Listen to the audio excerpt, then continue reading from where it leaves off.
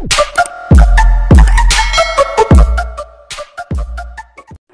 mga master! Welcome back again to our channel. Panibagong araw, panibagong kabanata na naman ang pagsamasamayin natin ngayong araw na ito. At kung bago ka sa ating channel, pag-click ang subscribe button and hit the notification bell para updated kayo sa ating mga susunod na videos. So mga master, bago natin simulan ang ating kabanata ngayong araw na ito, huwag po sana natin skip yung ads mga master no, dahil malaking bagay na po yan sa ating munting channel. So simulan na natin kabanata ngayong araw na ito. Let's go! Kabanata 201 hanggang 220. Kabanata 201. Nang oras na, nagsimula ang pamilihan. Sa split second after, hindi lang ang mga namumuhunan sa Harbor City ang nanunood ng Harbor Stocks, ngunit maraming kapitalista mula sa buong mundo ang nakatutok din dito. Bagamat ang pagsabog ng dot-com bubble ay pandaigdigan, sino mang may matalinong mata ay masasabi na ang sitwasyon sa Harbor City ay higit pa sa hindi pangkaraniwan. Ito ay dahil may nagsisikap na ibagsak ang ekonomiya sa Harbor City gamit ang krisis. Isa na itong laban sa pananalapi, at hindi ito kasing simple ng isang normal na krisis pagkatapos ng pagsabog ng bula. Sa sandaling nagsimula ang merkado, maraming mga pondo ang ini-inject ng galit na galit sa transaksyon ng index ng stock market. Ang Hansel Index ay matinding pabago bago sa loob lamang ng isang segundo. Mr. Lane, ang Hansel Index ay bumaba ng 11 puntos pagkatapos ng pagsisimula ng merkado. Sa kasalukuyan, ang maikling pagbebenta ng mga pondo na umabot sa isang deal ay umabot sa 5 bilyon at ito ay patuloy na tumataas. Mr. Lane, nakakasakit at marahas ang party na short selling. Ngayon, ang Hansel Index ay bumaba ng 17 puntos. Mr. Lane, 2 stocks sa Harbor Stocks ang umabot sa kanilang mga limitasyon sa presyo. Lalong tumindi ang kapaligiran sa sala matapos iulat ni Zack ang sitwasyon sa napakabilis na bilis. Si Spencer, mula sa 4 na mayayamang pamilya, ay may kakilakilabot na hitsura sa kanyang mukha dahil ang 2 stock na umabot sa kanilang mga limitasyon ay ang mga nakalistang kumpanya sa ilalim ng kanyang pangalan. Ang kabilang partido ay may demonstrasyon. Inaatake nila ang mga stock ng mayayamang pamilya. Napatingin ang lahat kay Jasper, naghihintay ng utos nito. Gayunpaman, umiinom lamang si Jasper ng kanyang tsaa. Ang matagal na makapal na singaw ay nakasabit sa hangin, na nakakubli sa kanyang ekspresyon. Hindi na napigilan ni Spencer ang kanyang pagiging cool dahil ang kanyang mga nakalistang kumpanya ay inatake sa kanilang mga limitasyon sa presyo. Sabi niya, Mr. Lane, wala na ba tayong gagawin? At this moment, Jake smirked and said, I think he stomped from the attacks. 3 minuto na lang simula nang magsimula. Nadagdagan sa 7 bilyon ang pondo ng mga short-selling parties na naghihintay ng put. Hindi mo pa ba nakita ang ganitong uri ng labanan, bumpkan ng bansa? Hayaan mo akong turuan ka, ang merkado ay nangangailangan ng kumpiyansa ngayon. Alam ng lahat na ang pamahalaan ng Harbor City ay may planong pagliligtas sa merkado. Dapat kang pumasok kaagad at linisin ang palengke ng mga nagbebenta. Habang sinasabi niya iyon ay malamig na tumawa si Jake. Country bumpkin, hindi mo kakayanin ang ganitong uri ng labanan. Dapat mong ibigay ang kapangyarihang magsagawa at gawin ang sinabi ko ng masunurin. Ang mga salita ni Jake ay nagsimulang yumangay sa mga opinyon ng lahat ng tao sa silid. Sa katunayan, ayon sa normal na ritmo, kung ano ang sinabi ni Jake ay ang pinakamahusay na paraan upang mahawakan ito. Gayunpaman, kung hindi nagsasalita sina Zack at Clark, kung gayon ay walang maglalakas loob na magsabi ng anuman. Tiningnan ni Zack ang mga pag-atake ng mga nagbebenta na lalong tumitibok at tumitindi sa merkado. Sa sandaling ito, ang Hansel Index ay patuloy na bumabagsak. Hindi alam ni Zack kung kailan nagsimulang mamuo ang pawis sa kanyang noo. Maingat niyang tanong, Mr. Lane, anong gagawin natin? Sa sandaling ito, sinabi ni Jasper, huwag kang mag-alala. Maglaan tayo ng oras. Nang marinig ito ni Jake ay napangiti siya. Maghintay ng oras. Ito ba ang kakayahan ng bansang bumpkin na iyong natagpuan? Lahat siya ay bagbog at gusto niyang magpalipas ng oras. Mamamatay na ako sa kakatawa. Spencer, ikaw ang pinuno ng 4 na mayayamang pamilya. Mawawalan ka ng market value ng kumpanya mo dahil gusto niyang ibigay ang oras niya. Napangisi tuloy si Jake. Ang kanyang mga salita ay parang makamandag na ahas habang galit na kinukutya si Jasper. Magwala ka kung wala kang kakayahan. Bakit ka nagpapahirap sa ibang tao dito? Parang kalmado ka lang, pero sa totoo lang, naiihi ka na sa pantalon mo, di ba? Napakatanga ng mga country bumpkin. Sinabi ko sa iyo na dapat kang lumaban ngayon. Sa tingin mo ba mawawala ang iyong reputasyon sa pakikinig sa akin? Anong biro? Kahit sino ay nakakaalam ng kakayahan ng isang mainland hillbilly na tulad mo. Tumigil ka na sa pagiging poser dito, okay? Sapat na. Malamig na pinutol ni Zachary ang mga panunuya ni Jake. Pwede bang itikom mo ang bibig mo? Ang ingay mo. Nang makita ni Jake ang pag-alit na ekspresyon ni Zachary, napalunok siya ng laway at pinigilan ang galit at puot. Ngumisi siya na may masamang tingin sa mukha, ngunit hindi siya nang ahas na kausapin si Zachary. Panay ang titig ni Jasper sa digital monitor sa buong oras. Ang mga linya at linya ng impormasyon ay patuloy na ni-refresh. Inaayos at sinusuri ni Jasper ang bawat galaw ng kabilang partido sa kanyang ulo. Ang video na ito ay edited by Urban Storytelling. Kabanata 202. Sa isang whoosh, ang Hansel Index ay bumagsak sa 7,802 puntos. Ang short-selling party ay masiglang umaatake sa defense line na 7,800 points. Sa sandaling ito, hindi mahalaga ang mga pinuno ng apat na mayayamang pamilya sa pinangyarihan, ang mga nakatataas na sumusunod sa mga pagbabago ng stock market sa pamahalaan ng Harbor City, o ang mga ordinaryong mamumuhunan sa bahay at sa exchange na nanunood sa merkado, marami sa kanila ang na-curious. Bakit walang ginawa si Jasper? Kung bumagsak ang Hansel Index at masira ang 7,800 puntos ng short-selling party, huli na para gawin ang anumang bagay kapag ang lahat ay bumagsak ng husto. Gumawa ng pambungad. Sa ilalim ng naghihintay na mga tingin ng lahat, sa wakas ay may sinabi si Jasper. Lumipat ang tingin ng lahat sa kanya. Malamig na tumawa si Jake at tumingin kay Jasper. Hinihintay niyang magdesisyon ito. Gumawa ng pambungad sa 7,800 puntos. Bilhin ang lahat ng short-selling na mga order sa listahan na wala pang 100 milyon. Matapos marinig iyon ni Zach, tumalikod siya para sigawan ang mga stock traders sa ilalim niya. Narinig niyo ba yon? Gawin mo ito ayon sa utos ni Mr. Lane. Ang mga negosyante ng stock ay pinipigilan ang kanilang sarili mula pa noong una. Pagkatapos nilang makuha ang order, agad nilang sinimulan ang pagpapaputok sa kanilang mga keyboard ng galit na galit. Sa susunod na segundo, lahat ng short-selling order na wala pang 100 milyon sa Harbor Stocks ay nalinis ni Jasper. Ibinenta ng kabilang partido ang kanilang mga order at bibilhin sila ni Jasper. With one in and one out, nagawa niyang patatagin ang bilang ng mga transaksyon. Sa kabilang banda, ang Hansel Index ay sapilitang itinigil sa 7,801 puntos, hindi nakagalaw. Ang presyo ng stock ng isa pang nakalistang kumpanya ng Spencer na inaatake ay tila stable na ngayon. Dahil dito, nakahinga ng maluwag si Spencer. Nakaramdam siya ng kalungkutan. Hindi niya alam kung bakit siya target ng kabilang partido. Sa sandaling ito, naririnig nila ang malamig na tawa ni Jake na lumulutang. Idiot ka. Ang mga order na mababa sa 100 milyon ay pawang mga walang kwentang tropa at menor de edad na karakter. Ang tunay na presyon ay nagmumula sa pangunahing puwersa ng kabilang partido. Hindi mo inaatake ang pangunahing puwersa at sa halip, inaatake mo ang mga walang kwentang tropang ito. Sinisiraan ko ang baboy kung sasabihin kong kasing tanga ka ng baboy. Kuwit. Sa sandaling ito sa loob ng liblib na villa. Nakatitig si Rogers sa palengke. Oh, may ginagawa na siya sa wakas dahil hindi na niya ito matiis, ha?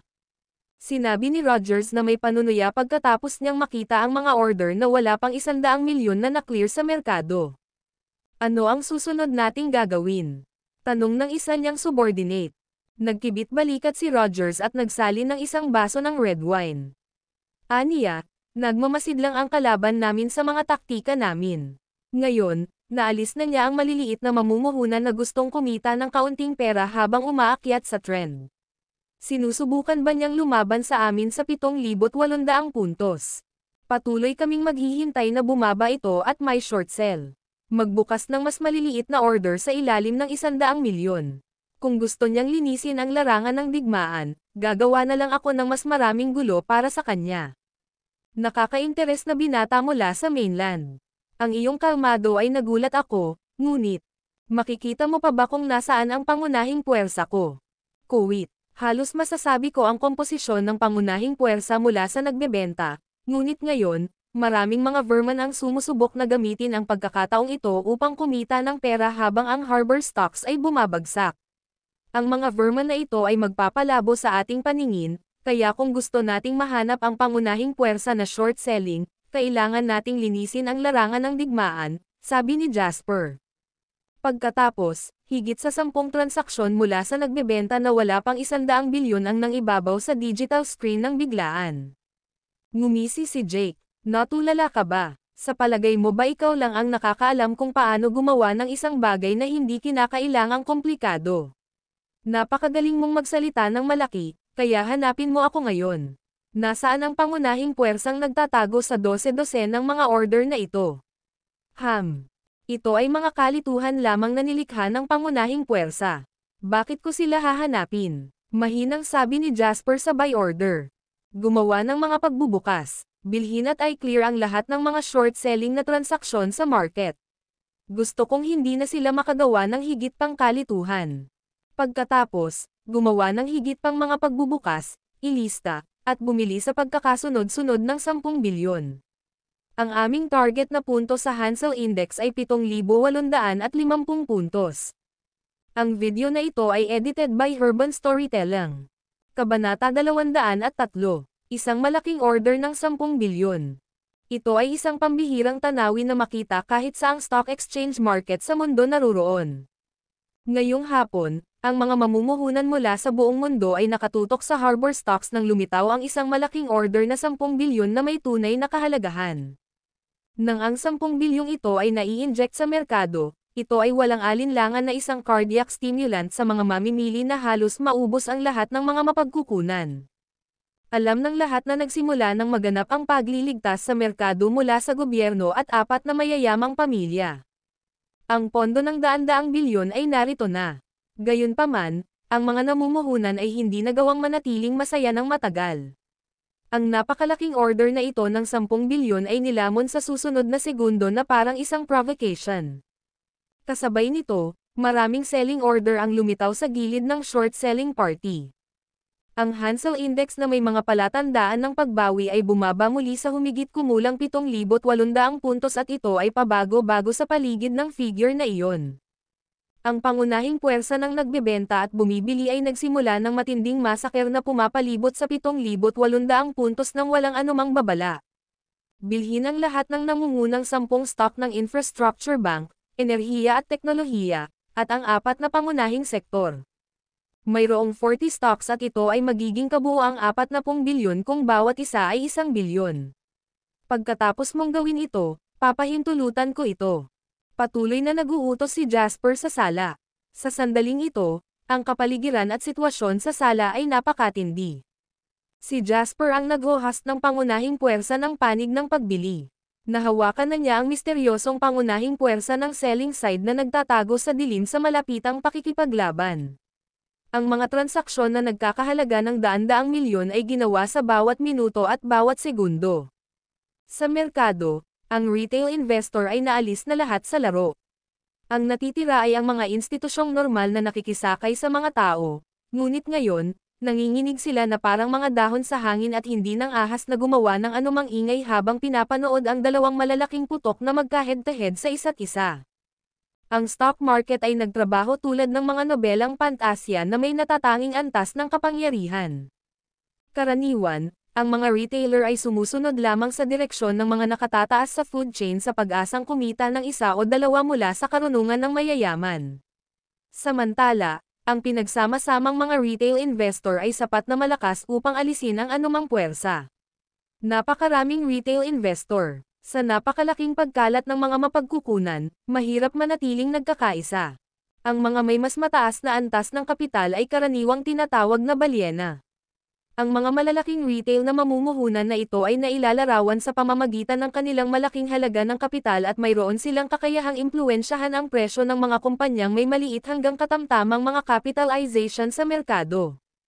Ang pagtaas ng isa pang antas ay ang mga institusyon. Ang mga institusyon ay karaniwang pinamumunuan ng mga bangko ng pamumuhunan o malalaking kumpanya ng pamumuhunan. Kinokontrol ng mga taong ito ang mga kapital simula sa bilyon-bilyon sa antas ng pagpasok, at kakaunti ang nagpapatakbo sa saklaw ng 10-10 bilyon. Sa kabuuan, ang mga institusyon ay itinuturing na mga higanteng buwaya sa stock market. Kadalasan, sila ang tumatawag at gumagawa ng mga deal sa merkado. Gayunpaman, sa sandaling ito, ang kapangyarihan ng mga institusyon ay hindi gaanong mahalaga. Ito ay dahil ang tunay na pangunahing puwersa ng dalawang partido ay may mga pondong umaabot sa daan-daang bilyon, at madali nilang maapektuhan ang pagbabago-bago ng harbor stocks. Pagkatapos ng awtorisasyon, nagsimulang tumaas ang 40 stocks na pinili ni Jasper bilang tugon. Ang mga stock ay magpapasigla sa merkado. Habang tumaas ang Hansel Index, tataas ang presyon sa short-selling party. Maliwanag na hindi inaasahan ng short-selling party na gagawa ng aksyon si Jasper sa sandaling ito. Dagdag pa, ang 40 stocks na pinili ni Jasper ay kabilang sa malalaking kumpanyang nakalista na may malalaking sukat. Kakailanganin nilang magbayad ng malaking presyo kung gusto nilang babaan ang mga presyo para sa mga ito. Ang pangunahing puwersa ng short-selling party ay nag-atubili ng ilang segundo. Sa susunod na segundo, isang pondo na 100 bilyon ang pumasok sa merkado. Para silang magkalaban na may katumbas na kalupitan. Ang pondo ng 100 bilyon ay pumasok sa 40 stock na iyon at galit na nag-crash sa merkado. Nakuha sila. Ang mga mata ni Jasper ay nagniningning na gaya ng dati. Kahit na halos nakikipaglaban sila sa digmaang ito sa kanilang kalaban at hindi sila nakakaamoy ng anumang impyerno o usok, ramdam ni Jasper ang panggigipit mula sa kabilang partido sa bawat segundo ng daan. Dalubhasa sila. Dagdag pa, sila ay mga nangungunang eksperto na bihasa sa stock trading na may malaking halaga ng mga pondo. Ang dahilan kung bakit ginawa iyon ni Jasper noon ay upang pilitin ang pondo ng pangunahing puwersa ng kabilang partido. Sa sandaling ito, na may iniksyon na pondo na 100 bilyon, tila nakita ng kabilang partido ang desisyon ni Jasper at sinasagot ang hamon. Itong taktika, bulalas ni Jake. Ang video na ito ay edited by Urban Storytelling. Kabanata 204, ang mga kapitalista mula sa kanluran. Talagang isa ito sa mga pinansyal na malaking shot mula sa kanluran. Walang ordinaryong tao ang magkakaroon ng ganoong kakayahan at tapang. Ito ay magiging isang mapagpasyang labanan. Namula ang mukha ni Jake sa excitement o takot. Angal niya kay Jasper, "Bilasan mo." Nagpakita na ang pangunahing puwersa ng kalaban. Makikipaglaban sila sa isang mapagpasyang labanan sa iyo sa susunod na segundo. Ibaba ang iyong komposisyon at gumawa ng pambungad ngayon din. Kailangan mong protektahan ang 40 stock mula ngayon sa iyong buhay. Hindi pinansin ni Jasper si Jake na galit na sumisigaw. Sa kabilang banda, tinanong niya si Zack, magkano ang presyo ng pagbili ng 40 stocks kanina. Agad na sumagot si Zack, volumes at 40%. Kanselahin ang lahat ng natitirang mga order na hindi nakarating sa isang deal. Pagkasabi niya nun, nagulat lahat ng tao sa room. Tama iyon. Sa isang stock transaction, kapag bumili ka ng stock na may presyo, kailangan mo ng isang tao na nagbebenta ng parehong presyo para makakuha ng matagumpay na transaksyon. Kung hindi, maaari itong kanselahin anumang oras. Gayunpaman, hindi ba magbibigay ng tulong si Jasper sa kaaway kung kinansela niya ang mga transaksyon sa napakahalagang sandaling ito? Nababaliw ka na ba? Matapos makaramdam ng gulat, tumingin si Jake kay Jasper na may panghahamak sa mukha. Alam mo ba ang stock market? Paano ka makakakansela sa sandaling ito? Bahagi ba ito ng sarili mong mga plano at pagsasaayos? Ikaw ba ang F***King spy na pinadala dito ng kalaban? Magwala ka kung wala kang alam. Itigil ang pananakit sa iyong sarili at sa iba dito. Huwag mong italaga ang iyong sarili sa walang hanggang kapahamakan dahil gusto mong maging poser. Sa sandaling ito, isang opisyal mula sa pamahalaan ng Harbor City ang time na nagsabi, "Mr. Lane, hindi ako nagdududa sa desisyon mo, pero sa tingin ko mabibigyan mo ng dahilan ang lahat kung bakit mo ito ginagawa. Alam mo ba ang tungkol sa mga bitag?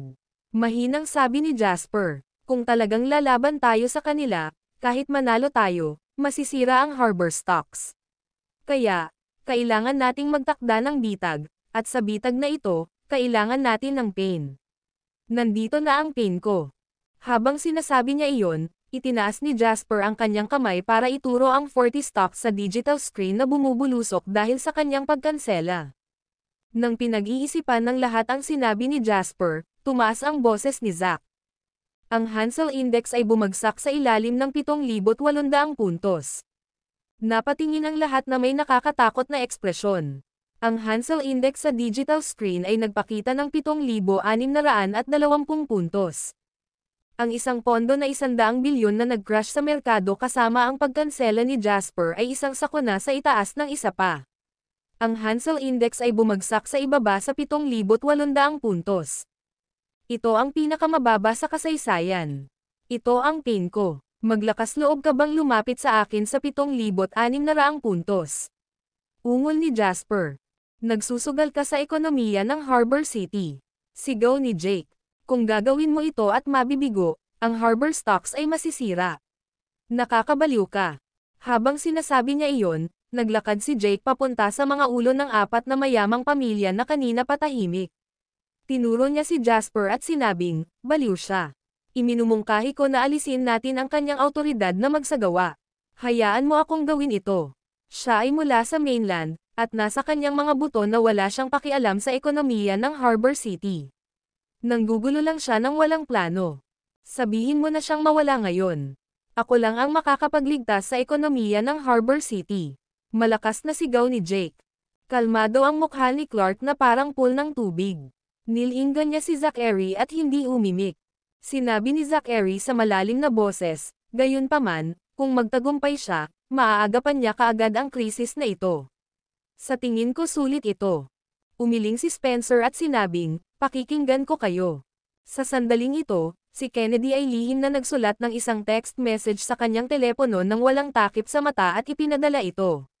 Pagkatapos, diretso niyang sinabi, bakit hindi natin ituloy ang pagmamasid?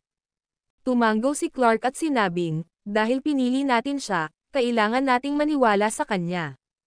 Habang sinasabi niya yon, nakasilip si Clark kay Jake. Pakiusap tumahimik ka. Labis na bigo at galit na galit si Jake.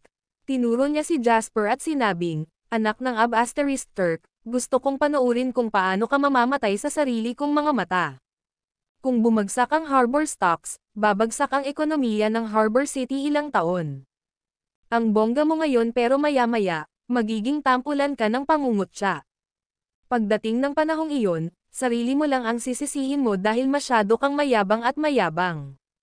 Bumpkin ka lang ng bansa, kaya dapat alam mo ang iyong lugar at manatili sa mahirap na lambak sa mainland.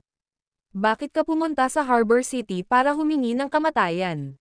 Ang video na ito ay edited by Urban Storytelling. Kabanata 205. Sa loob ng liblib na villa, panay ang titig ni Rogers sa teleponong hawak niya. Pagkatapos niyang burahin ang mensahe, inangat niya ang ulo para tingnan ang digital screen. Isang malamig na ngiti ang sumilay sa gilid ng kanyang mga labi. Ikaw Jasper diba? Masyado kang tuso. Muntik na akong mahulog sa bitag mo. Habang sinasabi niya iyon, mahinahong ibinigay ni Rogers ang kanyang utos, mag-ingat para sa isang bearish at magbenta ng maikli. Huwag kang magpigil. Kuwit, nandito na. Umaatake ang short-selling party. Nabasag ng excited na boses ni Zack ang pagmumuni-muni ng lahat ng nasa sala. Sa sandaling ito, makikita na lamang nila ang 40 stock na bumubulusok ng husto sa isang kisap mata. Wala pang 3 minuto, halos nasa limitasyon na sila ng presyo. Sa pondong 100 bilyon, hindi lamang ang 40 na stock, ngunit halos lahat ng natitira at nabubuhay na mga stock sa harbor stocks ay bumagsak ng husto. Sa kabilang banda, ang Hansel Index ay bumulusok na parang nahulog sa isang bangin. Ay hindi. Halos lahat sa Harbor City ay umaangal sa dalamhati. Si Jasper ay hindi pa masyadong nakatutok noon. Gumawa pa ng openings.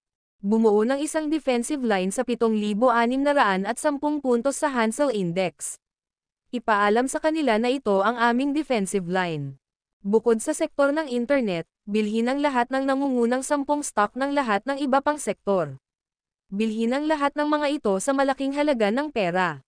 Ang autorisadong pondo para sa pagpapatupad na ito ay 150 bilyon. Pagkasabi nun ni Jasper ay biglang tumayo si Clark.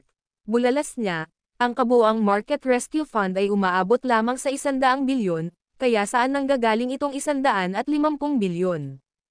Akin na sila. Mahinahong sinabi ni Jasper, huwag kang mag-alala tungkol sa pondo. Sa sinabi niyang iyon, hindi niya tiningnan ang magkasalungat na ekspresyon sa mukha ni Clark at ng iba. Ipinagpatuloy niya ang pagbibigay ng kanyang mga order. Ang pangunahing puwersa ng magkabilang panig ay nakikipaglaban ng malapitan. Sa pagkakataong ito, walang probang. Ito ay isang direktang pakikipagbuno ng mga iniksyon ng pondo sa pagitan ng dalawang pangunahing puwersa. Diretso ang tingin ni Jasper sa Hansel Index. Pinagmasdan niya ng unti-unti itong lumalapit sa 7,600 puntos. Sa sandaling ito, medyo kinakabahan din si Jasper. Kapag pinilit ng kabilang partido ang Hansel Index pababa sa 7,600 puntos, magagamit niya ang bitag na ito at maakit ang kabilang partido dito. Ang bitag na ito ay parang laso. Kapag nakuha na nito ang pondo ng pangunahing puwersa ng kabilang partido, magiging baboy sila sa imposibleng sitwasyon na naghihintay na katayin ni Jasper. Ang kasalukuyang sitwasyon ay talagang umuunlad ayon sa hula ni Jasper. 7,610 puntos. Si Jasper ay sadyang naglagay ng isang defensive line. Matapos ang sunod-sunod na mahigpit na paglaban, nasira pa rin ito. Gayunpaman, ang mga sumusunod na punto ay magiging mas at mas mahirap para sa short-selling party na naghihintay para sa isang bearish na masira. Parang nasa 7,600 points ang final defensive line ni Jasper. Kapag nasira ito, mawawalan ng kontrol si Jasper. Nasa harapan ng kanilang mga mata ang bunga ng tagumpay. 7,608 puntos. Lumalaban pa rin si Jasper. Patuloy siyang nagbibigay ng mga utos batay sa mga desisyon na ginawa niya. Gustong-gusto ni Zack at ng lahat sa team na palagwin ang 4 pang pares ng mga kamay para makapag-operate sa oras. 7,605 puntos. Napakakapal na ngayon ng amoy ng usok sa Harbor City. Ang trade war na ito sa stock market ay nakatakdang isulat sa mga aklat-aralin ng mga paaralan ng negosyo, at naabot na nito ang tunay na kasukdulan. 7,602 puntos. Ang presyon ay pinilit sa max. Sa sandaling ito, parehong itinapon ni Jasper at ng short-selling party ang kanilang buong timbang sa likod nito. Maging ang mga pinuno ng 4 na mayayamang pamilya ay hindi makaupo ngayon, lalo pa ang mga namumuhunan doon. Lahat sila ay nakatayo na ngayon, at ang kanilang mga mata ay nakadikit sa palengke. Bukod kay Kennedy, syempre, nagkukunwaring kinakabahan siya, ngunit may panunuya at bakas ng pangungutya na nakatago sa kanyang mga katangian. Pakiramdam niya ay kawili-wili ito. Habang tinitingnan ang mga reaksyon ng mga taong ito, bigla niyang gustong malaman kung ano ang magiging ekspresyon ng mga kasama kung malaman nilang especially iya siya at nailabas na niya ang lahat ng impormasyon nila. Nang maisip niya ito, hindi napigilan ni Kennedy na humagalpak ng tawa. Mainit na tinitigan ni Jasper ang digital screen. Maraming piraso ng impormasyon ng mga transaksyon ang patuloy na nagre-refresh sa screen. Isang hindi pa naganap at matinding close quarter fight ang nangyayari sa larangan ng digmaan sa pagitan ng dalawang pangunahing puwersa. Mukha namang normal ang lahat. Pinoprotektahan niya ang kanyang defensive line at papalapit sa kanya ang kalaban. Gayunpaman, parang walang sapat na follow-up power ang short-selling party. Kapag ang index ay nasa 7,602 puntos, hindi ito babagsak kahit na ano. Ang video na ito ay edited by Urban Storytelling. Kabanata 206. Para sa ibang tao, mukhang magandang balita ito. Gayunpaman, naramdaman ni Jasper na may mali. Ang pangunahing puwersa ng short-selling party ay dapat na isang top-notch expert. Imposibleng hindi niya malaman kung bakit pinipilit ni Jasper na protektahan ang 7,600 puntos. Sa sandaling ito, palapit na siya ng palapit sa tagumpay. Nasa harapan na niya ang kayamanan matapos ang pagsusumikap at abot kamay ito, gayunpaman, bigla siyang napaatras ngayon. Ang paglipat na ito ay napaka hindi pangkaraniwan. Para sa mga tagalabas, nangangahulugan ito na ang pangunahing puwersa ng short selling na bahagi ay naubos ang kanilang mga mapagkukunan. Gayunpaman, buong oras na itong nakikipag-away sa kanila ni Jasper at sigurado siyang may natitira pa silang lakas. May mali, biglang sigaw ni Jasper. Tatakbo siya. Taasan ang presyo ng stock ngayon. Lahat sila. Gamitin ang pinakamabilis na magagawa mo para mapataas ang Hansel Index. Nagulat si Zack sa boses ni Jasper.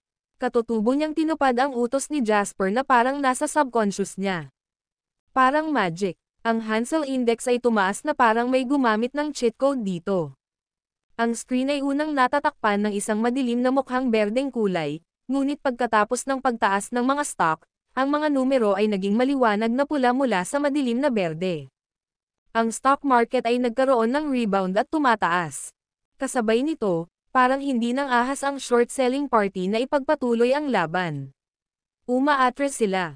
Ang Hansel Index ay tumaas mula 7,602 puntos hanggang 7,650 puntos. 7,680 puntos. 7,800 puntos. 8,000 puntos. Nalampasan nito ang lahat ng paghihirap at walang mga hadlang sa daan. Nanalo tayo. Tuwang-tuwa na sigaw ni Spencer. Hindi lamang siya, ngunit ang buong Harbor City ay nabaliw. Nanalo kami. Ang stock market ay tumataas. Nailigtas namin ito. Ang lahat ay galit na nagdiwang ng tagumpay. Matapos alisin ang huling transaksyon ng short selling party, ang Hansel Index ay tumaas sa 8,500 puntos. Kahit na malayo pa ang lalakbayin upang marating ang tuktok, ang lahat ay magtatagal. Pagkatapos ng lahat, bumagsak ang Harbor stocks dahil sa isang hindi mapaglabanan na trend. Ang bula ay sisabog sa kalaunan kung ito ay masyadong malaki, kaya kapag nangyari iyon, kahit na ang mga Diyos ay hindi napigilan. Naisave ni Jasper ang mga puntos, at ito ay katumbas ng pag-save sa ekonomiya ng Harbor City. Ito ay medyo kapuri-puri. Ang labanang ito ng dalawang pangunahing puwersa ay sa wakas ay natapos na. Ang sala ay nahulog sa isang estado ng kumukulong kasayahan. Nagniningning ang mga ulo ng apat na mayamang pamilya. Maging ang mga opisyal mula sa gobyerno ay nagha-high five sa isa't isa sa pagdiriwang. Sa labas ng mga tao, maputi ang mukha ni Jake habang bumubulong, paanong posible iyon? Paano sila atras ng ganito? Nanalo siya ng ganun lang. Imposible. Si Jake ay mukhang namumutla, at ang una niyang naisip ay tumakbo. Nakaramdam siya ng labis na takot gaya ng pagmamataas na una niyang naramdaman. Gayunpaman, sa sandaling lumingon siya, nakita niya ang young Master of the Laws, si Henry, na nakaharang sa pinto na may ngiti sa kanyang mukha. Mukha siyang hinihintay na magkamali siya para bugbugin siya ng may awtoridad at patas. Nagnganga ang ngipin ni Jake at binawi ang paa na nakalabas na.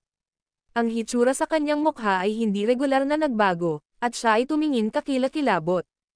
Congratulations, Mr. Lane, nagawa mo na. Lumapit si Kennedy kay Jasper nang hindi niya alam at nakangiting sinabi. Walang saya sa mukha ni Jasper. Ito ay dahil ang buong script na ito ay ganap na naiiba kaysa sa isa na nasa isip niya. Ang pangunahing puwersa ng kabilang partido ay umatras sa isang mahalagang sandali, na naging sanhi ng paunang plano ni Jasper na maging mabunga para sa mas malaking bahagi. Nanalo man sila sa ngayon, para kay Jasper, alam niyang medyo natalo siya sa kanyang kalaban. Malinaw na nakita ng kabilang partido ang kanyang layunin. Hindi sila nakapasok sa kanyang bitag ngunit sa kabaligtaran, tumalikod sila at naglakad palayo. Kinalma ni Jasper ang sarili habang nakaharap sa mga salita ng pagbati ni Kennedy. Bahagya siyang ngumiti at sinabing, ginawa ko lang ang dapat kong gawin. Lagi nating tatandaan na laging may mas magaling sa atin sa mundong ito, hindi ba? Sinabi ni Kennedy ang makabuluhang pahayag na ito. Kumikislap ang mga mata ni Jasper habang matalim ang tingin kay Kennedy. Pagkatapos, tumanggo siya at sinabing, oo, pero naniniwala akong lalabas din ang katotohanan balang araw. Ang video na ito ay edited by Urban Storytelling. Kabanata 207. Nagkaroon ba ng nunal? Ito ang posibilidad na maisip ni Jasper. Gayunpaman, hindi niya inalis ang posibilidad na hinulaan ng kalaban ang kanyang gagawin. Sa madaling salita, hindi mahalaga kung may nunal o wala. Sa paghusga sa kasalukuyang sitwasyon, dapat tamasahin ni Jasper ang mga bunga ng kanyang tagumpay. Imposibleng malampasan ng Harbor City ang pagsabog ng bula ng ekonomiya sa pagkakataong ito nang hindi nasaktan. Ang pandaigdigang ekonomiya ay lubhang naapektuhan at nagdusa ng malaking pagkalugi. Ito ang mga alituntunin ng ekonomiya at pati na rin ang kalakaran na pinag-uusapan ni Jasper, kaya imposibleng baguhin ito. Dahil dito, hanggat hindi niya pinigilan ang ekonomiya ng Harbor City na lalong masira, ito ang tagumpay para sa kanya. Si Jasper ang may gawa nito. Gayunpaman, hindi ito umabot sa kanyang inaasahan. Inalis ni Jasper ang mga iniisip at naglakad sa harap ni Jake. Ngumiti lang siya at hindi umimik. Si Jake ay tumingin kay Jasper ng masama at galit na galit. Kinagat niya ang kanyang mga ngipin at sinabing, "Bakit ka nakangiti sa akin ng ganyan? Tuparin mo ang iyong pangako," sabi ni Jasper ng walang kabuluhan, "sinabi mo na kapag nanalo ako, luluhod ka, luluhod, aminin ang iyong mga pagkakamali, at maging aking apprentice.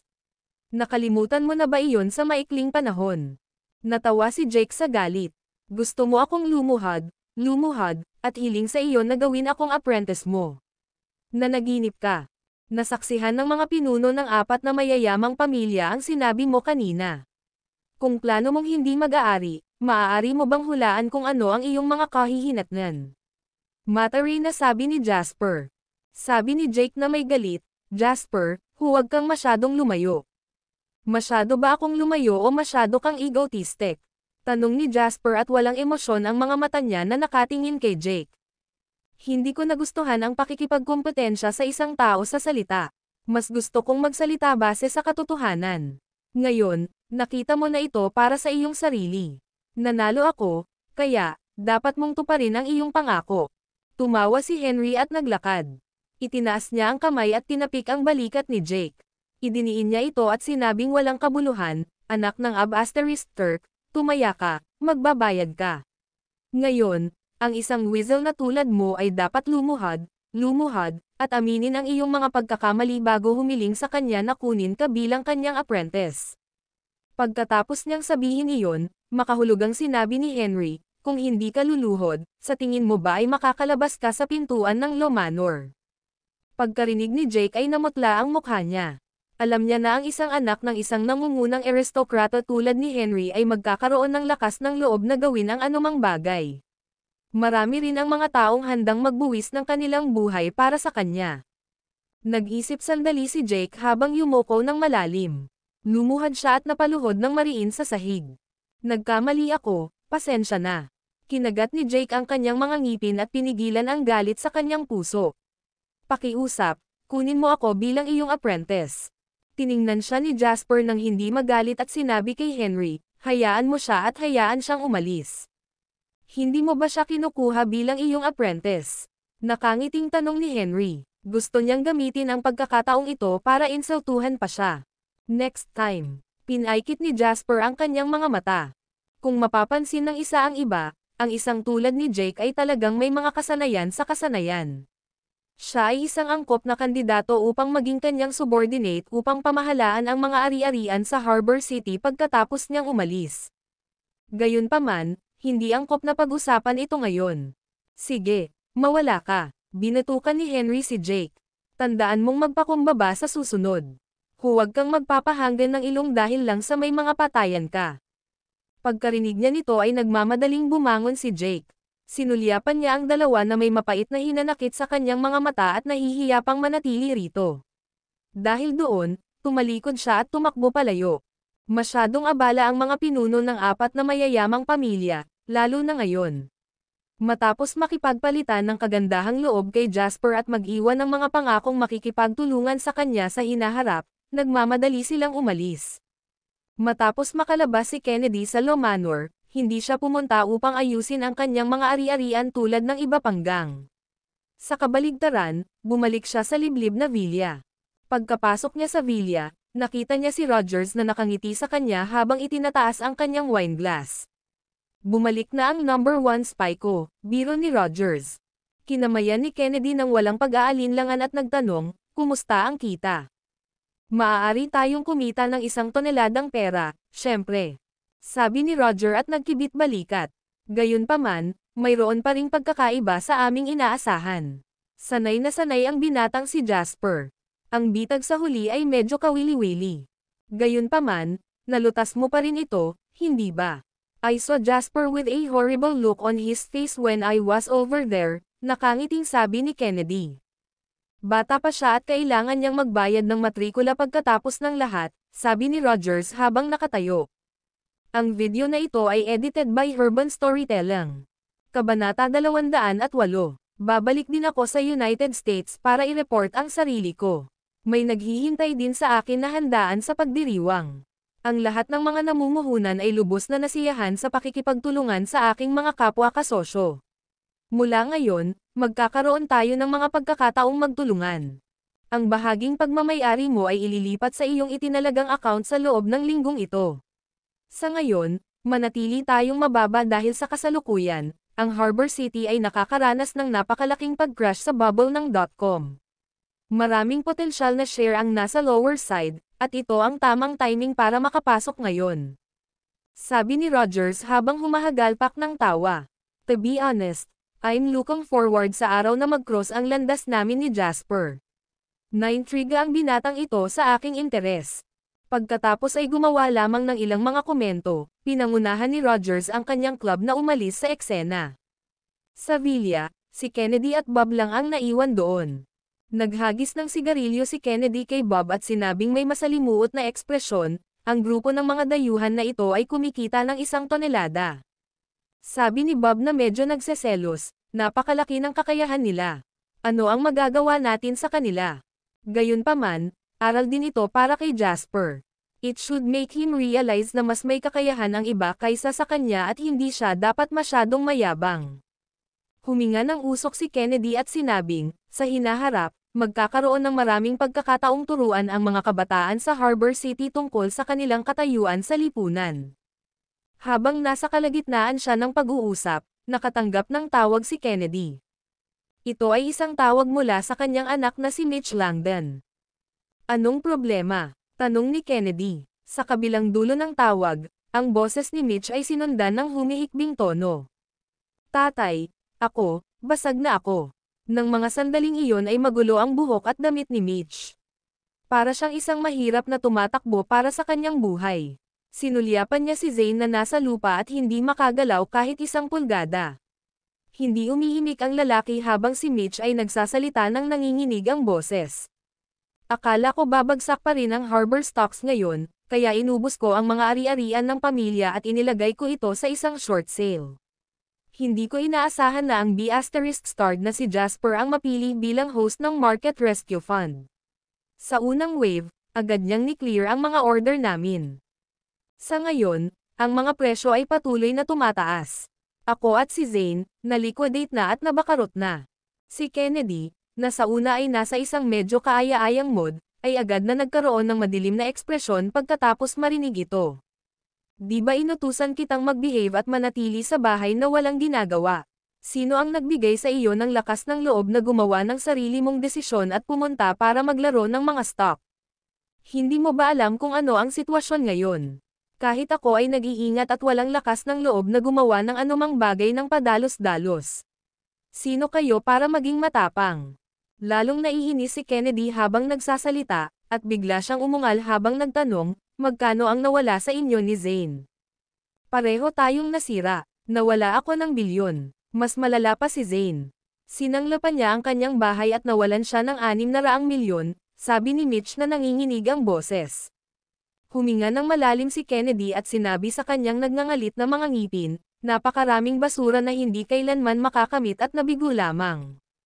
Sa panahong ito, napakaraming mga mata ang nakamasid sa mga aksyon ng mga mayayamang pamilya tulad namin.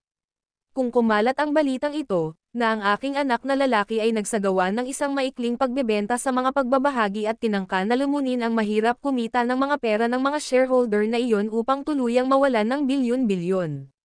Sabihin, ano sa palagay mo ang isusulat ng mga reporter tungkol dito?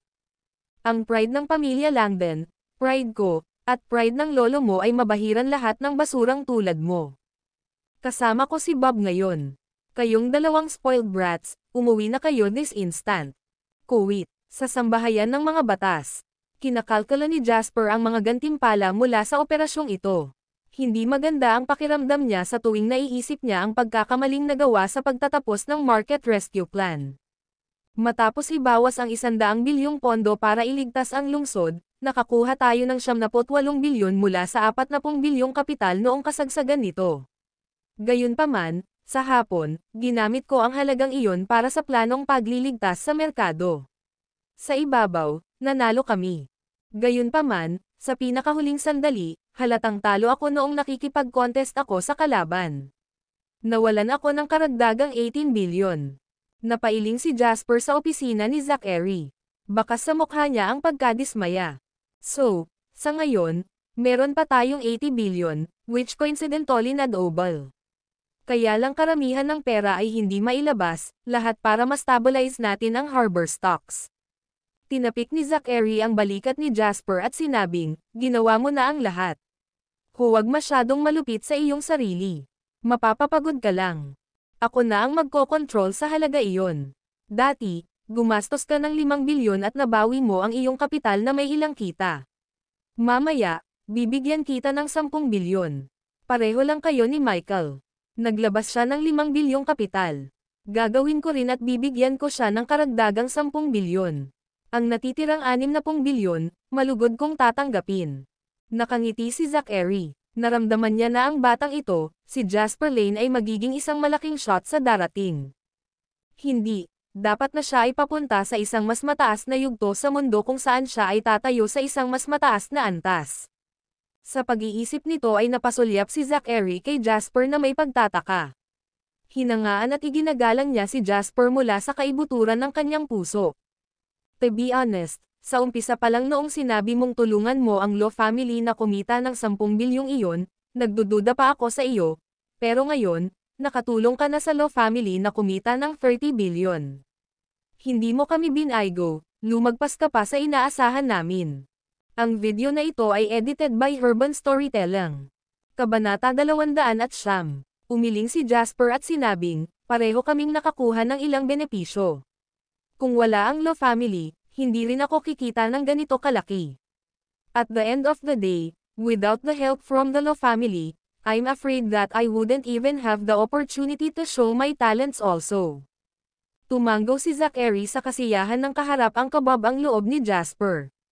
Nakangiti niyang sabi, regardless, you've really done a huge favor for the Law family in this matter. Laging tatandaan ito ng pamilya ng batas. Kinaway-kaway ni Jasper ang kanyang kamay at sinabing biglang naging seryoso ang kanyang ekspresyon, Uncle Lo, please allow me to say something on my mind. Itago mo lang ang mga salitang ito sa iyong puso pagkatapos mong marinig ito. Nang makitang nagsasalita si Jasper sa ganoong paraan, naging seryoso rin si Zachary. Sabi niya, iluwa mo. Todo tainga ako. At the very last moment, I was actually planning to set up a trap for the opponent. Kapag siya ay nasa bitag, siya ay nasa loob ng aking kontrol. Dahil dyan, naubos sana namin ang pangunahing pondo para sa isang maikling pagbebenta, kahit kalahati lang nito. Alam ko ang tungkol dito. Nabanggit mo dati, sabi ni Zachary. Ngunit noong ika-11 oras, kulang na lang ang isang hakbang namin.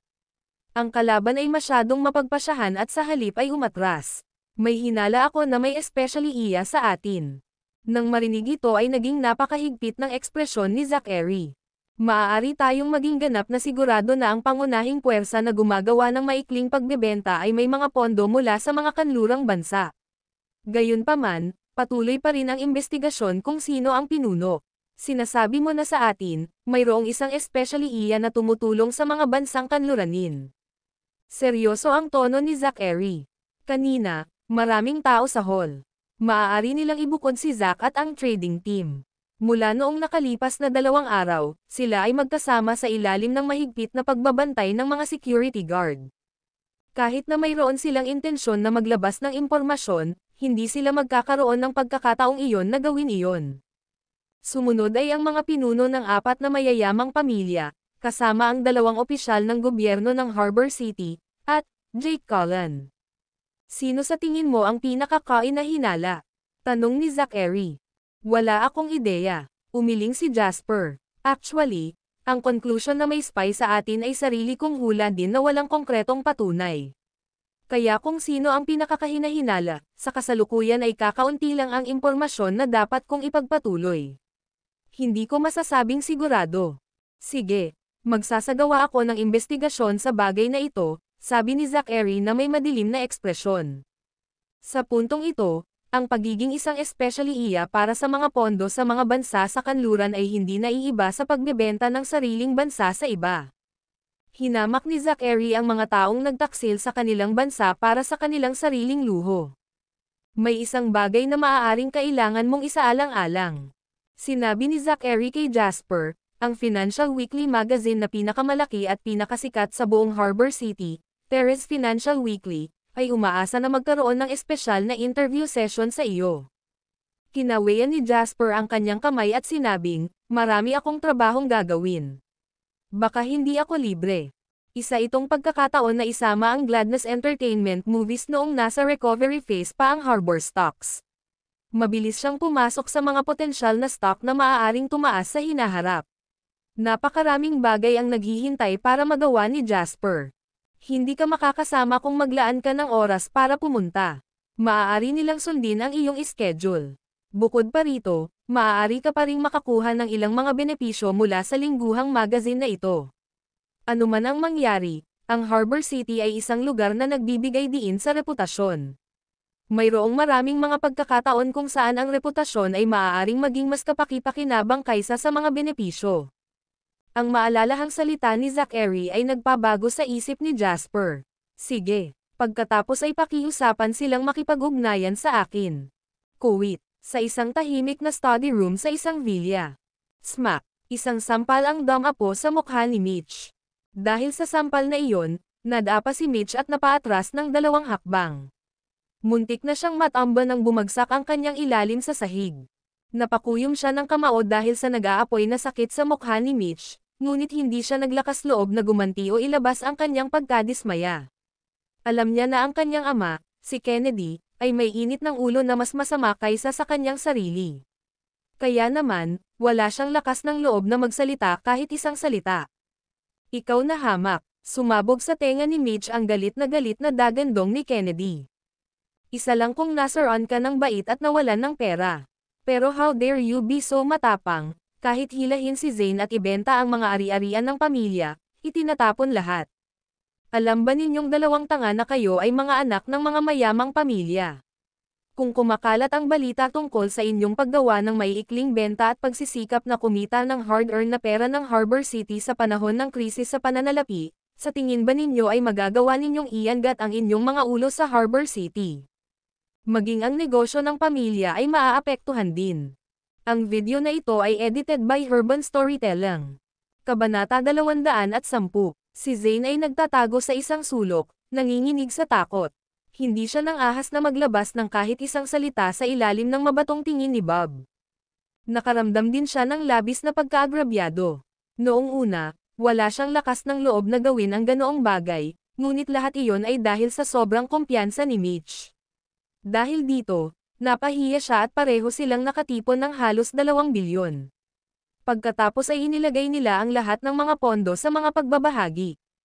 Kung dahil lang sa 2 bilyong pondo, hindi magiging ganoon kagalit si Kennedy. Ang pangunahing problema ay ang mga aksyon ni Mitch ay posibleng maglantad sa kanya sa lahat ng tao sa Harbor City. Ang kanyang pakikipagtulungan sa Quantum Fund ay isang pangunahing lihim at hindi dapat malaman ng sino mang tagalabas. Para sa layuning pangkaligtasan, hindi rin niya sinabi sa kanyang anak ang tungkol dito. Siya ay naging maingat habang ginagawa ito sa gilid ngunit ang kanyang anak ay halos magkaroon ng malaking problema. Ang pag-iisip tungkol dito ay naging sanhi ng pagkadismaya ni Kennedy. Lahat ng ito ay dahil kay Jasper. Napatikip ng ngipin si Mitch at sumigaw, galit na galit, kung hindi dahil sa pag-provoke niya sa akin, hindi sana ako nakagawa ng maikling benta na may ganoong kalaking pondo. Nagdilim ang ekspresyon ng mukha ni Kennedy habang umuungal, nakagawa ka ng kalokohang pagkakamali, pero gusto mo pa ring sisihin ang iba. Ang pagiging madaling magalit ng iba ay nangangahulugan lamang na ang iyong pagtitimpi ay hindi sapat na matatag. Sandali, sa sandaling iyon, nag-voice out si Bob at sinabing, Mr. Langdon, walang silbi kung patuloy kang magagalit. Mas maganda kung mag-iisip ka ng paraan para ayusin ang mga bagay-bagay. Mitch, kanina mo pa sinabi na na-provoke ka ni Jasper. Ano ba talaga ang nangyari? Sina Mitch at Zane ay parehong binanggit ang buong pangyayari noong araw na nasa Victoria Harbor sila. Sa wakas, nagngangalit si Mitch at sinabing, noon, dapat alam na ni Jasper na siya ang mag-host ng market rescue plan. Kaya naman sinadya niya akong guluhin at gumawa ng pakana laban sa akin. Ang lalaking ito ay lubos na malupit. Galit na galit din si Zane na namutla ang mukha. Sumigaw siya, huwag na huwag mo akong bigyan ng pagkakataon. Kung sasamantalahin ko ang pagkakataong iyon, tiyak kong pahihirapan ang mainlander na iyon. Nagkatinginan sina Bob at Kennedy sa mata ng isa't isa, at tumahimik ang lahat. Jasper, marahan na tinawag ni Kennedy ang pangalang iyon. Ang batang ito ay hindi kasing simple ng tila siya, sabi ni Bob na may malalim na boses. Nakangiting sinabi ni Kennedy, ano ang dapat ikatakot? Hanggat siya ay nasa Harbor City at nagnanais na magpatakbo ng isang negosyo sa Harbor City, magkakaroon tayo ng pagkakataon na labanan siya. Ibinuka ni Mitch ang kanyang bibig para sabihin, Tay, hindi natin pwedeng basta-basta na lang i-slide ang bagay na ito. Malinaw na hindi, nagdilim ang ekspresyon ni Kennedy. Gayunpaman, sa 2 araw na ito, mas mabuting huwag na kayong magpakita kahit saan. Huwag umalis ng bahay. Aayusin ko ang isang tao na gagawa ng kanilang makakaya upang pagtakpan ang bagay na ito. At least there's good news, which is na ang mga outsiders ay pansamantalang hindi alam na kayo ay gumagawa ng short sales. Hayaan mo akong hawakan ang bagay na ito, sabi ni Bob, mayroon pa akong nasasabi sa media ng Harbor City. Oo naman, tumanggaw si Kennedy. May ilang bagay na hindi angkop para sa kanya na pangasiwaan ang kanyang sarili, at si Bob ang magiging perpektong tao para gawin ito. Kuwit. Habang si Kennedy at ang kanyang anak ay may lihim na talakayan, si Jasper ay nasa International Commerce Center ng Harbor City. Kahit na pinangalanan itong sentro, sa katunayan, ito ang iconic na gusali ng Harbor City. Bilang pinakamataas na gusali sa Harbor City, lumabas ang outline nito sa maraming drama at pelikulang ginawa sa Harbor City. Sa ika-118 palapag sa tuktok na balkonahe. Isang payong, isang coffee table, at 3 upuan. Nakaupo si Jasper sa balcony, dinadama ang malamig na simoy ng hangin at ang maaraw na panahon. Siya ay may isang tamad ngunit kalmadong ngiti sa kanyang mukha. Humikab naman si Henry na nakaupo sa tabi. Tamad siyang nakahiga at nagbibilad sa araw. Palihim niyang sinilip ang tropa ng mga security guard na nakapila sa hindi kalayuan at naiinggit sa kanila. Sa ngayon, mas mataas ang posisyon mo sa puso ng tatay ko. Sinabi pa niya na nag-aalala siya sa iyong kaligtasan. Ipinadala niya sa iyo ang lahat ng mga elite na security guard. Hindi pa ako nakatanggap ng ganoong treatment. Ngumiti si Jasper at hindi pinansin ang pahayag na iyon, sinabing, dumating na ba si Jake? Huwag kang mag-alala. May pinadala na ako doon para kunin siya. Kahit na siya ay may lakas ng loob, hindi siya magiging matapang na tumanggi na humakbang. Habang nagsasalita siya ay bumungad sa entrance ng balcony si Jake na mukhang gutom na gutom. Nagtama ang mata nilang dalawa. The moment Jake saw Jasper, the corners of his mouth twitched. Napakadilim ng ekspresyon ng mukha niya. Ang video na ito ay edited by Urban Storytelling. Kabanata 211. Nang makabunggo ulit si Jake kay Jasper ay nagngangalit ito. Sabik na sabik siyang sugurin si Jasper at pistehan ito. Pagkabalik mula sa sambahayan ng mga batas noong araw na iyon, nakikinig si Jake sa mga taong umaawit ng mga papuri kay Jasper habang kinukutsa siya ng mga ito. Nagtaka siya kung sino ang loudmouth na nagpakalat ng balita na siya ay pinahiya ni Jasper sa sambahayan ng mga batas. Dahil dito, siya, si Jake, isang mayaman at maimpluwensyang tao na namumuhay na para bang siya ang pangunahing tauhan sa isang nobela, ay biglang naging kontrabida sa isang nobela. Halos buong araw siyang nasa opisina at hindi lumalabas. Alam niyang pagkatapos ng insidenteng ito, ipinahiya niya ang buong pamilya niya sa buong Harbor City. Mula noon, walang handang makipagtulungan sa kanya. Siya, bilang isang stock trader, ay walang pondong ipuhunan sa kanyang sarili, kaya't naghihintay sa kanya sa darating na kamatayan lamang. Hindi man lang naisip ni Jake kung pupunta siya sa ibang bansa para umunlad.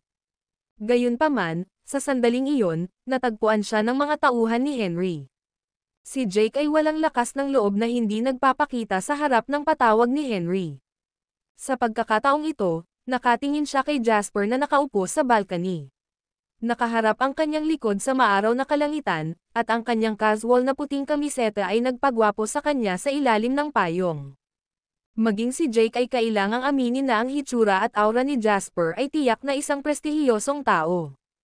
Yung lalaking ito, galing siya sa isang pamilya na medyo mababa ang klase. Kung alam niya ay mula sa isang mayamang pamilya ng Harbor City, marahil siya ay isang napakamatagumpay na tao. Iyon ang naisip ni Jake habang tinatahak niya sina Jasper at Henry. Maupo ka. Tinuro ni Jasper ang nag-iisang bakanteng upuan. Sabi ni Jake na may malamig na ngiti, tinawag mo ako para ipagpatuloy ang pagpapahiya sa akin. Dapat simulan mo na ngayon. Ang nagwagi ay ang hari at ang bumagsak ay ang matatalo. Wala akong may komento dyan. Gayunpaman, tungkol sa pagupo, ipapasa ko iyon. Pinahiya ka. Sa sandaling iyon, hindi natuwa si Henry at nanunuya, F***CQ. Sino ka sa tingin mo? May ideya ka ba kung gaano tayo kabisi ngayon? Mayroong 1 toneladang bagay na naghihintay na ayusin. Sino ang may bakanteng oras para ipahiya ka? Sobra-sobra mo talaga ang sarili mo. Habang nai-lecture, nagngangalit si Jake at umungol, kung ganoon, bakit nyo ako pinatawag dito? Don't tell me nandito tayo para maging magkaibigan. Hindi ganoon katumpak kung sasabihin mo na ito ay magiging magkaibigan, ngunit hindi namin masasabing mali ito sa ibang pananaw, sabi ni Jasper na may mahinang tawa. Tumingin si Jake kay Jasper ng masamang tingin. Napagtanto niyang hindi na niya nakikita ang tumatakbo sa isip ng taong iyon. Ang Harbor City ay isang lugar. Gayunpaman, hindi ako maaaring manatili sa Harbor City magpakailanman. Kaya, kailangan ko ng isang tao sa Harbor City para tulungan akong ayusin ang kanilang isyo tungkol sa negosyo. Sabi nito ni Jasper nang hindi umiikot sa bush. Tinapik niya si Jake at nagpatuloy sa pagsasabing, isa ka sa mga kandidato. Natagpuan ito ni Jake na masayang maingay ngunit nakaramdam ng galit sa parehong oras. Aniya, wala kang sama ng loob sa akin at iniisip mo pang ilagay ako sa isang bilang ng posisyon. Sa tingin mo ba isa akong 3 taong gulang na bata na madaling lokohin? Tumayo si Jasper at pumunta sa gilid ng balcony. Nagdududa si Jake, kaya sumunod na rin siya at tumayo hindi kalayuan kay Jasper. Sa sandaling iyon, kung hindi dahil sa isang grupo ng mga security guard na nanlilisik mula sa hindi kaliwang lugar, baka itulak talaga ni Jake si Jasper pababa para tapusin ang lahat. Gayunpaman, iyon ay isang mabilis na flash ng isang ideya. Aware naman si Jake na kapag ginawa niya iyon ay ibababa na siya bago pa man siya makakilos. Kahit na kinasusuklaman niya si Jasper, ang galit na mayroon siya ay hindi sa punto kung saan siya ay bumagsak sa kanyang buhay. Ang Harbor City ay talagang isang lungsod na nakakaakit sa iba. Puno ng tukso, di ba? Hinarap ni Jasper ang hangin at ang malawak na kalangitan na daan-daang metro ang lapad. Sinabi niya ang mga salitang iyon habang nakaharap sa buong Harbor City. Ang video na ito ay edited by Urban Storytelling. Kabanata 212. Ang Harbor City ay nakaranas ng krisis sa pananalapi. Sa kasalukuyan, napakalinaw ng kalangitan nito na may maaraw na panahon. Nakatayo ang mga skyscraper sa ilalim ng madilim na asol na kalangitan. Nagniningning ang bawat palapag, at maraming tao ang naglalakad sa mga kalye sa ibaba. Nagdaraan din ang mga sasakyan sa isa't isa. Ang lahat ay mukhang buhay na buhay. Hindi mo ba nais na tumayo sa tuktok ng lungsod na ito at tamasahin ang kagandahan nito mula dito? Sabi ni Jasper. Napatingin si Jake sa likod ni Jasper at nagtaas ng kilay. Aminin niya na sa pagkakataong iyon ay talagang natutulala siya sa kagandahang binanggit ni Jasper. Nakatayo sa tuktok ng Harbor City. Iyon ay magiging isang napakalaking karangalan. Iyan ay talagang ipagmalaki din ako ng aking mga ninuno. Ito rin ay isang target na nagpapanatili ng pagsisikap ni Jake. Kaya lang napakalayo ng target at mahirap maabot. Bukod sa pagpapantasya nito, hindi na nang ahas si Jake na pag-isipan pa ito. Gayunpaman, Hindi lang nagkaroon ng lakas ng loob si Jasper na mag-isip tungkol dito, sinabi pa niya ito. Bukod dito, gumagawa din siya ng hakbang patungo dito. Sa sandaling iyon, nalaman ng lahat sa Harbor City ang pangalang Jasper. Wala namang forever na kaaway sa business world, benefits lang ang umiiral. Kung sa tingin mo ay may miscommunication sa pagitan natin mula pa kanina, at sa iyo, isa itong hadlang na hindi mo malalampasan, maaari kang umalis sa sandaling ito. Ibinibigay ko sa iyo ang aking salita na walang pipigil sa iyo. Matapos pakinggan ang komento ni Jasper, umikot ang mukha ni Jake. Sa huli, ngumuso siya at sinabing, "Dati, ako ang nang-insulto sa iyo noong una. Pagkatapos, pinaluhod mo ako at pinaluhod sa iyo, pinilit akong kunin ka bilang aking Panginoon. Hindi ba't ginagawang pantay ang mga bagay?" Pantay, siguro. Dahil sa komento ni Jasper, nagbago ang ekspresyon ng mukha ni Jake. Mula nang dumating siya hanggang sa puntong iyon, ang mga salita at kilos ni Jasper ang nagpaisip kay Jake na balak niyang lutisin ang isyu. Gayunpaman, hindi niya inaasahan na ganoon ang sasabihin ni Jasper pagkatapos niyang sumuko. Gayunpaman, para sa akin, negosyo ay negosyo. Nasa iyo ang iyong mga lakas na hinahangaan ko, at ito ay isang bagay na kailangan ko. Ito ang batayan ng ating pagtutulungan. Wala itong kinalaman sa ibang bagay. Depende na lang kung gusto mong makipagtulungan sa amin o hindi. Umikot si Jasper. Walang pinagkaiba ang kurba ng labi niya sa mga sandaling iyon sa isang demonyo sa paningin ni Jake. Hindi niya ito maisip. Anong uri ng tao ang talagang maisantabi ang kanilang mga personal na emosyon kapag gumagawa ng desisyon? Kahit na nagkaroon siya dati ng napakalaking argumento kay Jasper, dapat ay nakikipag-usap siya kay Jasper ng may mahinahong espiritu dahil lang sa taglay niya ang kakayahan na kailangan ni Jasper. Tulaga bang umiral ang gayong tao sa mundong ito? Para sa isang yugto ng panahon, aalis ako sa Harbor City. Kapag nangyari iyon, ang aking mga pamumuhunan sa Harbor City ay nasa ilalim ng iyong pangangasiwa. Mayroon kang mga kasanayan, ngunit ang iyong init ng ulo ay napakasama. Kaya naman wala akong planong ibigay sa iyo ang pangunahing autoridad. Kung wala ang aking pahintulot, hindi ka makakagawa ng anumang mga desisyon sa iyong sarili. Bibigyan kita ng 5% ng mga kita para sa iyong bahagi para sa isang taon. Ngumisi si Jake, 5%, hindi ba masyadong mababa? Maaari mong piliin na huwag sumang-ayon dito. Pwede ka na lang tumalikod at umalis. Sa sandaling iyon, lumapit si Henry at tumabi kay Jasper. Humalaklak siya at sinabing, "Siyempre, sa oras na umalis ka, baka pagbigyan kita ng maraming problema." Kumunat ang noo ni Jasper at tumingin kay Henry, sinabing, "Huwag mo siyang takutin." Pagkasabi nito, naging malungkot ang ekspresyon ni Jasper nang sabihin niya kay Jake, "This is win-win cooperation. Nakakakuha kami ng mga benepisyo mula sa isa't isa. Walang paghihiganti kung hindi ka papayag." Ang parehong partido na nagtutulungan sa kanilang sariling record ay ang batayan sa isang proseso ng pakikipagtulungan na magagarantiyahan na maging isang tagumpay. Nang marinig ang komento ni Jasper ay lalong gumanda ang ekspresyon ni Jake. Sa kaibuturan ng kanyang puso, nagsimula siyang magkaroon ng magandang impresyon kay Jasper. Kung ihahambing kay Henry, napakamapagbigay ni Jasper na kaya niyang makuha ang respeto ng iba. Ang 5% ay masyadong maliit. Ito ay mas mababa kaysa sa presyo sa merkado. Nakahiligan na ni Jake na sumuko, ngunit nagpumilit siyang kumita ng mas maraming kita. Ito ay normal na sikolohiya ng tao. Unti-unting umangat ang ulo ni Jasper at sinabing, "Ang investment sa Harbor City na ibibigay ko sa iyo ay hindi bababa sa 2 bilyon. Ngayon, sa tingin mo pa ba na ang 5% ay maliit?" Ano? Gulat na gulat si Jake at napatingin kay Jasper na kilabot. Natulala siya sa malaking halaga ng pera ni Jasper. Ang video na ito ay edited by Urban Storytelling. Kabanata 213. Simula pagkabata, si Jake ay laging napapaligiran ng iba at nambobola ng mga ito. Lumaki siya sa palayaw ng pagiging henyo. Siya ang palaging ideal na bata na binanggit ng ibang mga magulang. Kahit na sa Wall Street, siya ay itinuturing din na sumikat mula sa murang edad. Gayunpaman, ang mga pangyayaring iyon ang lumikha ng ego at mapagmataas na karakter ni Jake.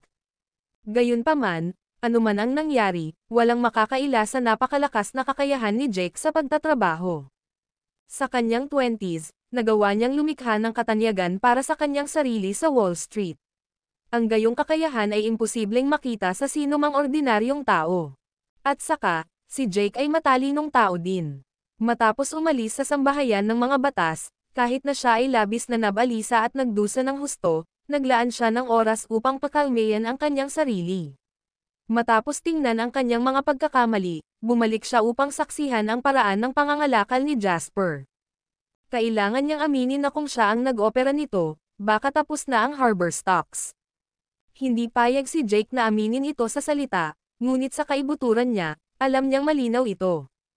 Ayon sa momentum sa merkado, ang paghahanap para sa naturang pamumuhunan ay mangangailangan ng hindi bababa sa 15% ng mga kita.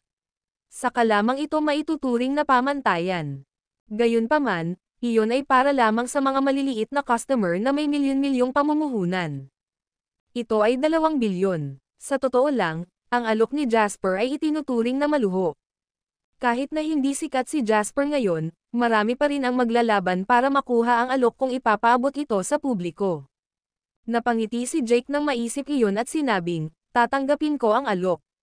Ngumiti si Jasper at tinapik ang balikat ni Jake, na nagsasabing, ito ang tinatawag mong knowing what the best. Kailan tayo pipirma ng kasunduan?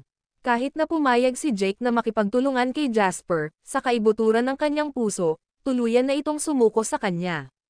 Kahit na ang pagmamalaki niya ay hindi na siya makababa ng walang awkwardness, pinilit pa rin niyang magtanong.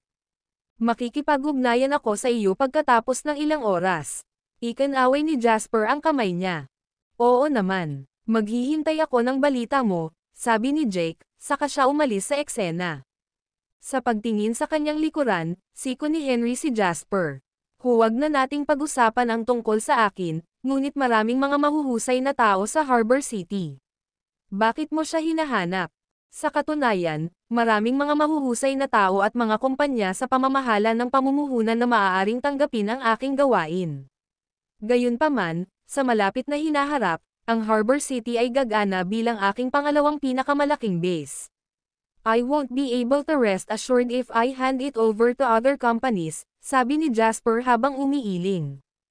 Tungkol naman sa mga detalye, kung saan kinasasangkutan ang kinabukasan ni Jasper at ang mga plano para sa teritoryo ng kanyang negosyo, hindi na kailangang ibunyag kay Henry dahil hindi niya ito mauunawaan. Then you'll be able to rest assured kong si Jake.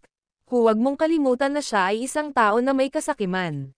Tsaka may sama pa nga siya sa'yo nagtatakang sabi ni Henry. Ano man ang sinabi niya, ang 2 taong iyon ay itinuturing na may mga hinala sa isa't isa. Wala pa siyang narinig na kaaway na higit na mapagkakatiwalaan kaysa ibang tao. Alam niya ang relasyon ko sa pamilya mo, at alam niya na may magandang koneksyon ako sa 4 na mayayamang pamilya ng Harbor City, gayon din sa gobyerno ng Harbor City. Kaya naman, kahit wala ako sa Harbor City, hindi siya mangangahas na gumawa ng anumang kalokohan. Ang isang kaaway na nakakaalam kung gaano ka napakalaki ay gagawa ng mga bagay ng mas maingat kumpara sa isang estranghero na walang alam tungkol sa iyo. Ang mga pagkakataon na gumawa sila ng mga kalokohan ay mas kaunti rin. Narinig ni Henry ang komento at pinag-isipan ito ng matagal. Pagkatapos ay sinabi niya na may malungkot na tono, hindi ko maintindihan. Hindi ba kayo napapagod? Araw-araw, napakaraming bagay ang iyong kinakalkala. Para kayong mag-isip ng 10 beses. Tara na, umuwi na tayo. Tamad na naginat si Jasper. Mabilis namang sumunod si Henry. Sanay na siya sa pagiging karakter ng kababata ni Jasper. Wala pa rin siyang nakitang kakaiba dito. Sa pagkakataong ito, hindi na bumalik si Jasper sa sambahayan ng mga batas. Naging abala si Zachary, at hindi niya nagawang hatiin ang kanyang tao upang maisakatuparan ang iba pang mga gawain ng sabay-sabay. Pagkatapos ng malaking krisis sa pananalapi na dumating sa Harbor City, kailangang personal na pangasiwaan ni Zachary ang mga isyo, maging ang negosyo ng pamilya o ang mga isyo sa gobyerno ng Harbor City. Isinama pa ni Zachary si Anna para tumulong. Ang video na ito ay edited by Urban Storytelling. Kabanata 214, si Henry, na magpapalala lang kapag tumulong, ay itinapon kay Jasper ng walang pag-aalinlangan. Kaya naman pagbalik ni Jasper sa hotel ay agad niyang tinalikuran ang ideyang lumabas para magsaya lalo na nang malaman niyang dadalo si Jasper sa interview session ng Terra's Financial Weekly. Tao, Financial Weekly yan ng Terra. Mayroon itong napakalaking impluwensya. Ang mga big boss lang ang ini-interview nila, mga katulad ng tatay ko. Na-interview siya minsan. Kahit na ganoon ang kaso, wala akong narinig na mga bagay tulad ng mga espesyal na panayam. Sa executive lounge ng Mandarin Oriental Hotel, excited na sabi ni Henry kay Jasper. Bakit hindi ka pumunta para sa interview dahil nasa sabik ka tungkol dito? Nakangiting sabi ni Jasper. Nagdilim ang ekspresyon ng mukha ni Henry at galit na sabi niya, kalimutan mo na. Kung makakadalo ako sa isang pakikipanayam sa kanila, ang aking ama ay tatawa hanggang sa magising siya mula sa kanyang pagtulog. Ang pag-alam sa limitasyon ng isang tao ay ang susi sa pagiging isang prestihiyosong tao. Ang susi ay ang pag-alam sa limitasyon ng isang tao. Walang bagay na imposible. Nag-iwan ng komento si Jasper nang mapansin niyang wala ng buhay si Henry. Ayon sa mga alaala ni Jasper mula sa kanyang nakaraang buhay, sa hinaharap, talagang na-feature si Henry sa isang pahina sa Financial Weekly ng Terra. Gayunpaman, iyon ay pagkatapos niyang magbago ng kanyang mga paraan at magsagawa ng isang legit na negosyo. Ito rin ay pagkatapos niyang pakasalan ang isang atleta, ang reyna ng diving. Habang nag-uusap sila, 3 tao na binubuo ng isang ginang at 2 lalaki ang sumugod sa executive lounge. Ang 2 lalaki ay may bitbit na mga gamit habang ang ginang ay nakasuot ng macelan na pampaganda, mukhang napakaganda. Maiksi ang buhok niya na abot tenga at nakasuot ng ladies suit. Wala siyang mabigat na make-up, na nagmumukhang sariwa sa kanyang hitsura. Ang babaeng iyon ay si Leilani Carlson, isa sa pinakasikat na host sa Harbor City. Nice to meet you, Mr. Lane. Ako si Leilani Carlson, na kumakatawan sa Financial Weekly ni Terra. Ako ang may pananagutan sa sesyon ng panayam sa iyo sa pagkakataong ito. Bilang isang host na sanay humarap sa maraming malalaking krisis at nakapanayam pa nga ng maraming mahuhusay na boss mula sa industriya ng negosyo, medyo mabait si Leilani at madaling makapag-iwan ng magandang impresyon sa iba. Ngumiti si Jasper at nakipagkamay sa kanya, nice to meet you. Ito ay isang kasiyahan.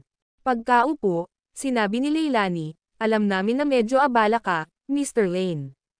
Kaya, hayaan mo akong diretso sa punto.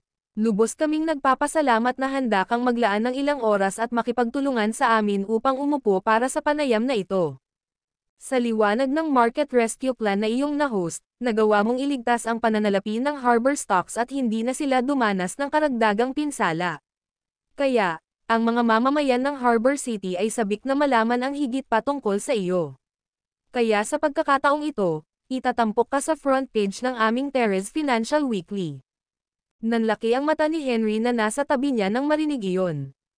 Muli, naramdaman niya ang kanyang sarili na napakahina kung ikukumpara kay Jasper, lalo na nang maalala niya ang kanyang kabataang mga araw ng pakikipaglokohan sa mga batang modelo, karera ng mga kotse, club, at pagpunta sa mga pagtitipon ng yate. Tingnan mo kung ano ang pinaglolokohan ng iba. Nag-host siya ng rescue market plan na nagkakahalaga ng 10 bilyon. Siya ay nakaupo para sa isang pakikipanayam sa Terra's Financial Weekly at kahit F***king ay itinatampok sa front page. Sa Harbor City, ang impluwensya ng Terra's Financial Weekly ay pangalawa lamang sa magazine na Fortune, na sikat sa buong mundo. Kailangan mo bang espesyal na kumuha ng litrato para dito? Tanong ni Jasper. Kung kailangan mong kumuha ng karagdagang mga larawan, maaari mong kalimutan ang tungkol dito.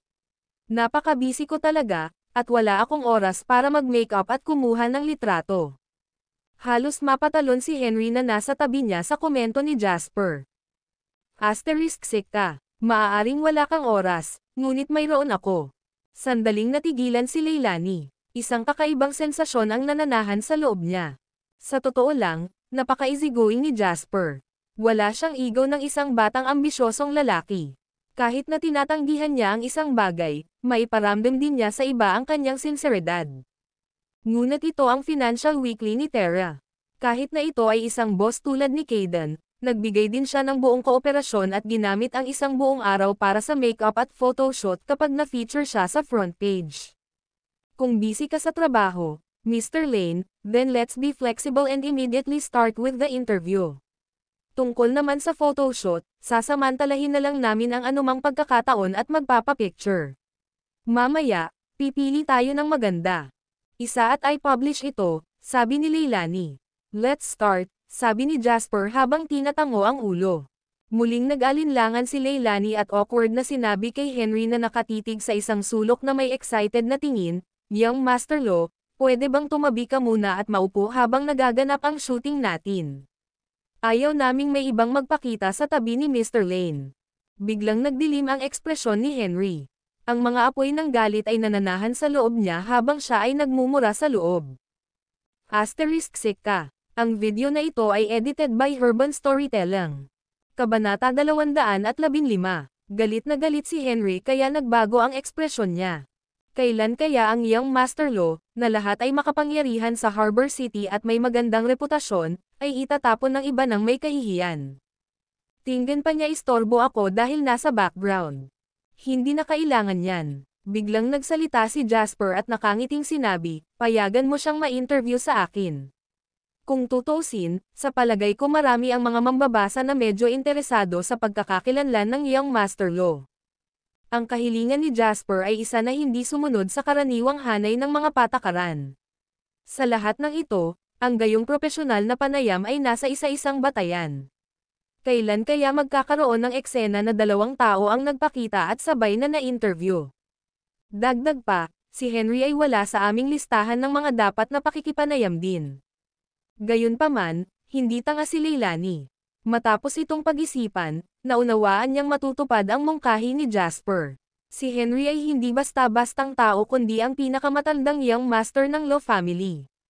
Sa panahon ng market rescue plan na ito, ang apat na mayayamang pamilya ng Harbor City ay nakatipid ng kaunting pondo, at kabilang sa kanila, ang Lo family ay naglagay ng maraming pagsisikap. Logically speaking, dapat siyang payagan na manatili para sa panayam na ito. Ang pinakamahalagang bagay ay nakilala ni Leilani ang katotohanan. Kung tatanggihan niya ang mungkahi at hindi gumawa ng isang perpektong trabaho, kailangan niyang magtiis ng isang tainga ng isang lektura kapag siya ay bumalik. Siguradong hindi rin matutuwa si Jasper, at masasaktan pa niya ang isang makapangyarihang Young Master ng Harbor City tulad ni Henry. Ang tanga lang ang gagawa ng ganyan. Sige, kung gayon, opisyal na nating simulan ang ating pakikipanayam. Matapos ma-set up ang lahat, nagsimula si Leilani sa kanyang unang tanong. Nice to meet you, Mr. Lane. Nagmula ka sa mainland ngunit naging sikat na sikat sa Harbor City. Nahalal ka bilang host para sa Market Rescue Plan. Bukod dito, ang iyong pagganap ay talagang hindi nagpabiya sa sinuman. Tungkol dito, mayroon ka bang anumang bagay na nais mong ibahagi sa lahat? Saglit na nag-isip si Jasper at nakangiting sinabi, kung may ibabahagi man ako, sasabihin ko lang na magniningning ang ginto saan man ito mapunta. Hindi ko sinusubukang purihin ang sarili ko. Sinusubukan ko lang sabihin sa lahat na ito ay 99% na pagsisikap, pati na rin ang kaunting swerte at kaunting talento. Sa pamamagitan lamang ng pagpupursage ang isa ay magtatagumpay sa wakas. Naningkit ang mga mata ni Leilani. Napakaraming tao ang na-interview niya noon. Maliban na lang kung kabisado na nila ang kanilang mga linya, napakabihirang para sa isang tao na gumanap sa ganoong perpektong paraan sa isang kusang sesyon ng panayam. Si Jasper, sa sandaling iyon, anuman ang kanyang mentality o vibe, ang lahat ay tila natural na walang isang onsa ng pagkabalisa. Habang sila ay nag-uusap, si Jasper ay kumikilos ng naaangkop at nagawang gampanan ang isang mahirap na gawain ng may kaunting pagsisikap.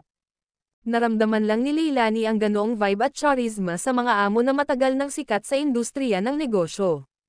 Pagkatapos magtanong ng ilang karaniwang tanong, hindi binigyan ng malamig na balikat ni Leilani si Henry at tinanong siya, Mr. Lo, magkaibigan kayo ni Mr. Lane. Kaya, sabihin mo sa akin, anong uri ng tao siya sa kanyang karaniwang buhay? Ganito ba siya lagi ka-elegante at easygoing? Halos matawa si Henry. Hindi niya maintindihan ang katotohanang naramdaman ni Leilani na matikas at madaling pakisamahan si Jasper. Ginagamit ng brat na ito ang kanyang hitsura para manloko muli ng iba. Kahit na sa loob-loob niya ay nagmumura siya, si Henry ay may maliwanag na ngiti sa kanyang mukha. Sinasabi mo ba yan tungkol sa kanya? Dati, sa paningin ko, isa lang siyang mainlander. Hindi. Actually napakabuting tao niya. Halos sumabay si Henry sa agos at isiniwalat ang relasyon nila ni Jasper. Nagseryoso agad siya nang maalala na seryosong interview ito.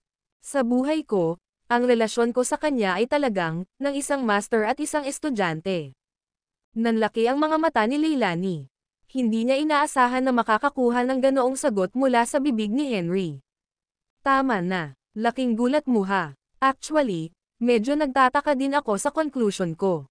Well, to be frank, sa panahong ito, marami akong natutunan sa kanya. At least, na-realize ko kung gaano ako ka-childish last time. Sa ngayon, siya ang target na tinatakbuhan ko. Nagkibit balikat si Henry. Noong una, hindi niya binalak na purihin si Jasper, ngunit habang patuloy siya sa pagsasalita, napagtanto niya na ang pagsasabi ng kung ano ang nasa isip niya ay hindi talaga nakakahiyang gawin. Kung ganoon ang kaso, maaari rin niyang ibulalas ang lahat ng nasa loob niya. Ang pagtatakda ng aking Panginoon bilang aking target at pag-aaral mula sa kanya ay hindi isang nakakahiyang bagay. Ang mga mata ni Leilani ay kumikinang sa sinag ng pananabik. Nahuhulaan na niya na sa pahayag lamang ni Henry, ang isyu ng magazine na ito ay maaaring mabenta hanggang sa wala itong stock. Mr. Lane, sa tingin mo ba ay henyo ka sa mundo ng pamumuhunan?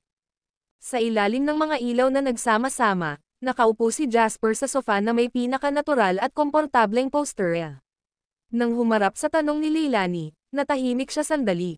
Siguro medyo may talent ako. Sa totoo lang, wala akong interes sa pamumuhunan sa simula pa lang. Talagang tamad akong tao. Napasulyap si Henry kay Jasper habang kumikibot ang sulok ng kanyang bibig. Nagsisimula na naman. Nagsisimula ng kumilos ang lalaking ito. Ang video na ito ay edited by Urban Storytelling. Kabanata 216. Si Henry, nasabik na magmura, ay hindi nagpakita ng anumang pagbabago bago sa kanyang ekspresyon. Inaasahan pa niyang makita kung anong uri ng pagganap at script ang susunod na ilalagay at sasabihin ni Jasper. Ang komento ni Jasper na sinabing may tono na nagpamukha sa kanya na kalmado ang dahilan kung bakit si Leilani ay nakaranas ng panandaliang pagka-suffocation. May mga personal pa akong tanong. Kadalasan, kapag nakikipagkaibigan ka, mayroon ka bang espesyal na pamantayan? Binabaliwala mo ba ang pagkakakilanlan at katayuan, o kailangan bang magkaroon ng isang tiyak na halaga ng kayamanan at katayuan ang mga nakikihalubilo sa iyo? Wala akong criteria. Ang mahalaga ay nakakasama ko sila. I never look at their wealth or status when I'm making friends because I know na kadalasan, hindi kasing yaman ko ang mga kasing edad ko. Kinuha ni Henry ang karatula at hinawakan ito sa kanyang dibdib. Nakaramdam siya ng kirot sa kanyang puso habang nakatingin sa kalmadong ekspresyon ni Jasper. Bigla siyang nakaramdam ng kaunting inggit sa kanya. Kailan kaya ako magiging katulad ni Jasper, na walang pag-iingat na magsabi ng mga mayayabang na salita? Mr. Lane, napakataas ng inaasahan mo sa iyong mga pamumuhunan. Nabalitaan ko na ang iyong mga kita mula sa iyong nakaraang pamumuhunan ay nakakatakot. Maaari ko bang itanong kung ano ang iyong nararamdaman tungkol dito? Well, I don't have much feelings about it. Sa totoo lang, kapag nakakuha ka ng 1 toneladang kapalaran, ang pera ay magiging mga numero lamang sa iyo. Nang marinig ito ni Henry, na nasa tabi niya, at ni Leilani, nakaramdam sila ng matinding pagnanasa sa kanila. Pinilit ni Leilani ang sarili na pigilan ang mga emosyon sa loob niya. Nanatiling maayos ang kanyang ekspresyon habang nagpatuloy siya sa panayam. Then, may I ask, may target ka ba, Mr. Lane? O sa madaling salita, naisip mo na ba na balang araw, makukuha mo ang titulong pinakamayamang tao sa bansa? Hindi, kung pipilitin mong humingi ng target, well I guess dapat ako man lang ang pinakamayamang tao sa mundo. Hindi nakaimik si Leilani. Sa pagkakataong ito, kapwa sina Leilani at Henry ang muling naging madilim ang mga ekspresyon. Maging si Leilani, na nakatanggap ng napakahigpit na pagsasanay, ay hindi nagawang manatiling maayos sa panayam na ito. Kahit si Henry ay gustong bumili ng ilang gamot para sa puso. Ang mga salitang ito ba ay sinasalita ng isang tao? Sa kanyang mga mata, ang pagiging pinakamayamang tao sa bansa ay hindi dapat ipagmalaki. Sinunod ni Leilani ang kanyang nakagawiang schedule at nagtanong pa kay Jasper ng ilang tanong bago tapusin ang panayam. Matapos patayin ang kamera at matapos ang panayam, nakahinga ng maluwag si Leilani. Para siyang nakatapos ng isang malaking proyekto. Mr. Lane, walang dad ang mas kakaiba kang mayaman na na-interview ko. Hindi isa sa kanila kundi isa lang. Ang komento ni Leilani ay inaprubahan ng lahat ng mga manggagawa. Nakumpleto ang sesyon ng panayam matapos na tamaan ng ilang tuloy-tuloy na biglaang pag-atake. Umalis si Leilani at ang dalawang lalaki. Pinunasan ni Henry ang kanyang pawis at sinulyapan si Jasper na may kakaibang tingin bago mahinang nagtanong, may ideya ka ba kung gaano ka kahusay kumilos? Nagtatakang sabi ni Jasper, ngunit sa lahat ng ito, ngayon pa lang ako nagsasabi ng totoo. Hindi nakaimik si Henry. Isang tuyong tawa ang pinakawalan ni Henry, at madilim ang kanyang ekspresyon. Hindi nagtagal ay napag-alitan si Henry habang umaalis sa eksena. Kung titingnan ang nilalaman ng kanyang mga salita, siya ay nakakaramdam ng panlulumo at papunta na siya upang hanapin ang kanyang dalawang kasintahan upang aliwin ang kanyang kaluluwa na nasugatan. Sa susunod na araw sa Hennessy Road ng Harbor City, numero 777, sa ground floor ng Gladness Entertainment Movies. Ang Hennessy Road ay itinuturing na pinakamataong kalye kung saan naroon ang lahat ng kumpanya ng entertainment. Nandito ang 4 na malalaking kumpanya ng pelikula, at hindi kalayuan sa number 777 kung saan matatagpuan ang Gladness Entertainment Movies, ay ang Elite Corporation.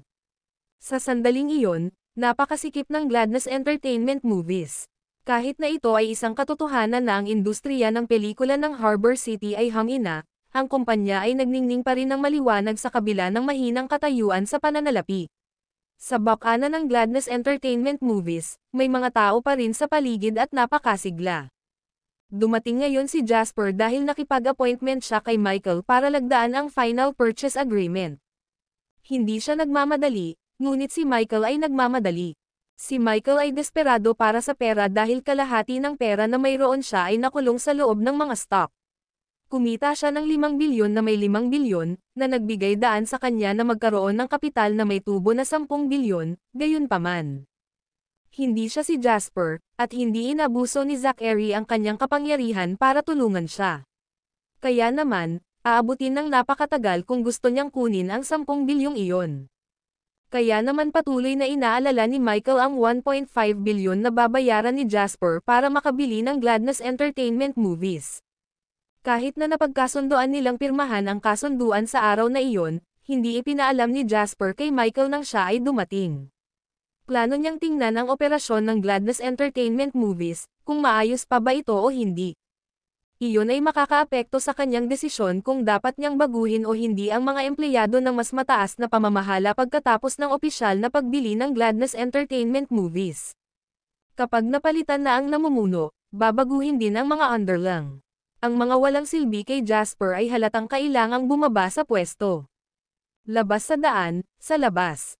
Pagpasok pa lang ni Jasper sa entrance ng gusali, narinig niya ang isang naiinip na boses na nagmumula sa likuran. Kasunod noon, may isang kamay na nakaunat, sinusubukang itulak si Jasper palayo. Napaatras si Jasper at iniwasan ang kamay na iyon. What the F***, hindi mo ba narinig na hinihiling ko na lumayo ka na? Ang may-ari ng kamay na iyon ay isang nasa katanghaliang gulang na lalaki na may katamtamang pangangatawan at bitin. Kanina pa siya nagpumiglas at pakiramdam niya ay nawalan siya ng dignidad habang tinitignan si Jasper ng matalim na tingin. Talagang fan ka ni Scarlett, no? Alam mo ba na pupunta siya dito sa Gladness Entertainment Movies ngayong umaga? Kaya, pumunta ka dito ng mas maaga para maghintay. Bilisan mo at mawala ka. Ang video na ito ay edited by Urban Storytelling. Kabanata 217. Kalmadong tinitigan ni Jasper ang nasa katanghaliang gulang na lalaki na malaki ang ulo at parehong malaki ang tenga. Pagkatapos, sinulyapan niya ang working pass ng huli sa kanyang leeg at mahinang sinabing, empleyado ka ng Gladness Entertainment Movies. Biglang napangiti ang nasa katanghaliang gulang na lalaki at sinabing, natutuwa akong malaman mo ito. Sa ibang pagkakataon, mas mabuting kumilos ng maayos at tumabi. Huwag kang manggugulo, Naririnig mo ba ako? Habang nagsasalita siya ay biglang nagkagulo sa entrance. Huminto ang isang marangyang sasakyan sa bakanan ng kumpanya, at kaagad, may isang taong masikasong lumapit at binuksan ang pinto ng kotse habang nagsisilbi sa may-ari. Ang eksenang ito ay parang isang direktor ng isang kumpanya na nagpakita. Sinabi ni kalmadong ni Jasper sa middle-aged na lalaki na excited na ekspresyon sa mukha habang inaayos ang kanyang suit, sa mata ng movie company mo, kahit gaano kasikat ang isang celebrity, money maker lang sila. Kailangan mo bang gawin ang mga bagay sa napakagandang paraan? Sinulyapan ng nasa katanghaliang gulang si Jasper at nanunuya, ano ang alam mo? Paanong pareho si Scarlett sa iba? Nililigawan siya ng anak ng vice president ng kumpanya namin na si Mr. White. Baka maging manugang na lang siya ng vice president. Ang isang talunan na tulad mo, na maaari lamang dumayla sa kanya sa mga screen, ay maaari lamang kalimutan ang tungkol dito sa natitirang bahagi ng iyong buhay. Sa pagkakataong iyon ay bumukas ang pinto ng sasakyan. Ang unang bumaba ay isang binata, na nagpumilit na magsuot ng suit na sadyang ginawa para sa kanya. Ang kanyang buong katawan ay naglalabas ng isang katangi-tanging aura, na nagpapakita ng kanyang pagkakakilanlan bilang isang young master sa isang mayamang pamilya. Nakangiting mukha ang lalaking iyon at maingat na binuksan ang pinto ng kotse. Pagkatapos, lumabas sa kotse ang isang babaeng celebrity na kilala sa buong bansa. Scarlett Yates. Ang pagiging bahagi ng Purple Fairy ay agad na nagtulak sa kanya hanggang sa rurok ng mga babaeng celebrity ng Harbor City. Siya ay gusto na crush ng karamihan ng mga tao sa parehong pangkat ng edad sa buong bansa. Sa kasalukuyan, si Scarlett ay nasa punto kung saan siya ay lubhang sikat. Pagkababa niya sa sasakyan, may isang reporter na galit na kumukuha ng mga larawan niya at maraming tagahanga ang nakahawak sa kanyang mga poster at larawan habang sinisigaw ang kanyang pangalan. Kung hindi dahil sa mga security personnel na humaharang sa daan, baka magulo ang eksena. Nang harapin ang mga tanong ng mga reporter, ngumiti si Scarlett ng magalang ngunit hindi sinagot ang alinman sa mga ito. Sa ilalim ng escort ng young master mula sa mayamang pamilya mula kanina, dumiretso sila sa kumpanya. Napasulyap ang binata sa pasukan ng kumpanya, nakaramdam ng disgusto. Ibinuka pa niya ang kanyang bibig sa mga reporter na sumusugod at bumubulong, masyadong nakakainis ang mga reporter na ito. Habang sinasabi niya ay nilinggan ng lalaki ang paligid. Agad niyang nakita si Jasper na kanina pa nakatayo sa gilid. Nakita niya si Jasper na nakakasira ng tingin. Sino ang lalaking ito? Tinuro niya si Jasper at iritadong tanong. Ang nasa katanghaliang gulang na lalaki ay nagplanong tumungo at tumugon ngunit hindi nagtagal ay walang awa siyang naturoan, hindi ba't nabanggit ko na noon na hindi pinahihintulutan ng kumpanya ang mga ordinaryong taong ito na pumasok. Sobrang nakakadiri ang mga fans na ito. Iniisip nila ang lahat ng paraan para makapasok dito para manggulo. Habang nagsasalita ay nawalan ng pasensya ang binata at ikan-away ang kamay kay Jasper na para bang nag-aalis ng langaw. Magwala. Sabi ni Jasper na may matigas na ekspresyon, kahit na fan ako o hindi, nahihirapan ba ako sa pagtayo lang dito at pagtingin. Hindi inaasahan ng binata ang isasagot ni Jasper. Ngumuso siya at sinabing nakapikit ang kanyang mga mata, kung tutuusin mula sa iyong slang, dapat ay taga-mainland ka. Masungit ang ekspresyon ng binata nang magkomento iyon para bang may sakit si Jasper na kakalat sa kanya. Scarlett, hinabol ka ng mga fans mula sa mainland hanggang dito, sabi ng lalaki habang humahagalpak sa tawa. Hindi na nakayanan ni Scarlett at sinabi kay Jasper, "Nice to meet you. Kung fan kita, kailangan kong sabihin sa iyo na ngayon ay nagmamadali ako sa isang pulong sa kumpanya. Kaya, sa ngayon, wala akong masyadong oras. Bakit hindi ko ibigay sa iyo ang isa sa mga larawan ko na may pirma ko?" Nagulat si Jasper nang makitang magalang si Scarlett. Alam niya ang ugali niya. Mahina niyang sinabi, "Sige." Sa nakaraang buhay ni Jasper, talagang nagustuhan niya ang Purple Fairy sa loob ng ilang panahon. Isang matamis na ngiti ang ibinigay ni Scarlett kay Jasper. Pagkatapos, umikot siya at nakatanggap ng larawan mula sa kanyang ahente. Ang mga celebrity na tulad niya ay madalas na nakakabangga ng mga tagahanga kapag siya ay nasa labas ng kanyang bahay. Kaya naman, naihanda na niya ang lahat ng ito ng maaga. Pinirmahan niya ang larawan, pagkatapos ay ibinigay ito kay Jasper habang sinasabing, "Salamat sa iyong suporta."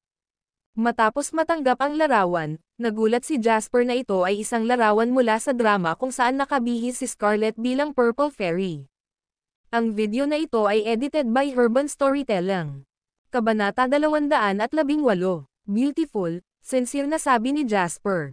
Ngumiti si Scarlett, tumalikod na siya at aalis na sana, ngunit napansin niya ang malungkot na ekspresyon sa mukha ng mayaman, pangalawang henerasyong white hair. "Sige, pwede ka na bang umalis? Pumunta ako sa Gladness Entertainment Movies para asikasuhin ang ilang negosyo. Bakit ako aalis?" Binatukan naman ni Jasper. Halos tumawa ng malakas si Mac. "The F***sick, you damned country bumpkin, I've met a lot of sons of B***chase, but you are the biggest one there is. Nandito ka sa Gladness Entertainment Movies para asikasuhin ang negosyo. Alam mo ba talaga kung ano ang lugar na ito? Magwala ka ngayon, o tatawag ako ng security para paalisin ka." Malamig na sabi ni Jasper, "Empleyado ka ba ng kumpanyang ito?" Si Mac ay nagbigay ng isang mapanuksong ngiti habang sumagot, "Ang aking ama ay ang Vice President ng Gladness Entertainment Movies." Tinanong ko, "Empleado ka ba ng kumpanyang ito?" Unti-unting nagdilim ang ekspresyon ni Mac. "Talagang hindi ka susuko hanggat hindi ka tinatamaan ng realidad, ha? Gusto mong kumilos ng buong tataas at makapangyarihan sa harap ko kahit na hindi. Sige na." Nang makitang lumalala ang sitwasyon, nagmamadaling sinabi ni Scarlett kay Mac, "Mac, bakit hindi tayo umalis ngayon? Napakahalaga ng company meeting ngayon at personal na dadalo si Mr. Lane. Huwag na tayong mag-aksaya pa ng oras." Malamig na tinitigan ni Mac si Jasper at pinunasan ang nagngangalit na mga ngipin, "Ibilang mong swerte ka ngayon, bumpkin." Habang nagsasalita siya, itinuro ni Mac ang kanyang mga salita sa nasa gitnang gulang na lalaki sa tabi niya, na pawis na pawis. "Ito ang Gladness Entertainment Movies. Ito ay isang malaking kumpanya. Hindi lahat ng team, Dick, at Harry ay maaaring pumasok dito. Hindi mo na gusto ang iyong trabaho, iyon ba? Kung ganoon, ipaalam ko lang sa tatay ko na makakalabas ka kaagad." No, rest assured Mr. White, tatawag ako agad ng security at hahabulin ko siya palabas." Puno ng gulat ang ekspresyon ng medyo may edad na lalaki. Napabuntong hininga, tinitigan ni Mac si Jasper at nginisyan, "Bumpkin, Harbor City ay hindi sa isang lugar na maaari kang pumunta at kumilos na parang isang mapagpanggap na tusok. Tandaan mo yan. Ngayon mawala ka." With that, sabay na umalis sina Mac at Scarlett. Nang may malamig na tingin sa likod ni Mac, tinungo ni Jasper ang loob ng gusali. "Hoy!" Bulalas ng nasa katanghali ang gulang, at nagmamadaling lumapit kasama ang dalawang security guard para pigilan siya. "Sinabi sa iyo na magwala, hindi mo ba narinig? Ganyan ka ba kahilig maghukay ng sarili mong libingan?" Naguguluhan na tanong ng lalaking nasa katanghali ang gulang kay Jasper. "Bakit ka nag-iinarte na parang flunky niya kung hindi naman siya taga-company?" Malamig na tanong ni Jasper. Nakangising sagot ng nasa katanghali ang gulang na lalaki, "Paano magiging tanga ang isang bansang tulad mo? Ang kanyang ama ay ang vice-presidente. Ang vice-presidente, naiintindihan mo ba? Kaya kanyang durugan sa dulo lang ng daliri. Napakaswerte mo nang nakakuha ng autograph na larawan, kaya umuwi ka at yakapin ito. Ngayon bilasan mo at umalis ka na." Habang nagsasalita ang nasa katanghali ang gulang na lalaki, bumukas ang pinto ng elevator at nagmamadaling lumabas ang isang magaling at may karanasang career woman. Nang mapansin niya si Jasper sa pintuan, nagliwanag ang mga mata niya at nilapitan niya ito ng may sukdulang paggalang. Nang makita siya ng medyo may edad na lalaki, nagulat siya. Sa isang iglap, nagbago ang kanyang ekspresyon, naging 1,000,000 beses na mas maingat kaysa noong nakaharap niya si Mac. Lumapit ito sa kanya at maingat na sinabi, "Secretary Lee, bakit ka nandito? Kung mayroon kang anumang mga tagubilin, kailangan mo lang kaming tawagan at kami na ang bahala sa mga bagay-bagay." Hindi siya pinansin ni Secretary Lee. Lumakad para tumayo ng diretsyo sa harap ni Jasper, sinabi niya ng may paggalang, "Mr. Lane, dumating ka na." Si Mr. Lane ay nasa silid ng pagpupulong sa itaas na palapag naghihintay sa iyo upang simulan ang seremonya ng pagpirma. "Susundan mo ako, please." Binigyan ni Jasper ng masamang tingin ang nakakatakot at maputlang nasa katanghaliang gulang na lalaki at nagtanong, ano ang posisyon ng taong ito? Hindi alam ni Secretary Lee kung ano ang ginawa ng nasa katanghaliang gulang na lalaki upang masaktan si Jasper. Gayunpaman, sumagot siya, isa siya sa mga deputy reception manager. Ipaayos sa kanya ang kanyang mga gamit at umalis. Pagkasabi nito ay agad na tinungo ni Jasper ang elevator. Tiningnan ni Secretary Lee ang marahas na nanginginig na nasa katanghaliang gulang na lalaki, na ang noo ay basang-basa sa malamig na pawis. Umiling siya, sinabi niya, narinig mo siya, tama. Kunin ang iyong sweldo mula sa pananalapi, lagdaan ang kasunduan sa pagwawakas, at umalis. Galit na tanong ng nasa katanghaliang gulang na lalaki, yung lalaking iyon. Sino siya? Hindi ba siya ay isang bansang bumpkin mula sa mainland? Siya ang bago nating boss.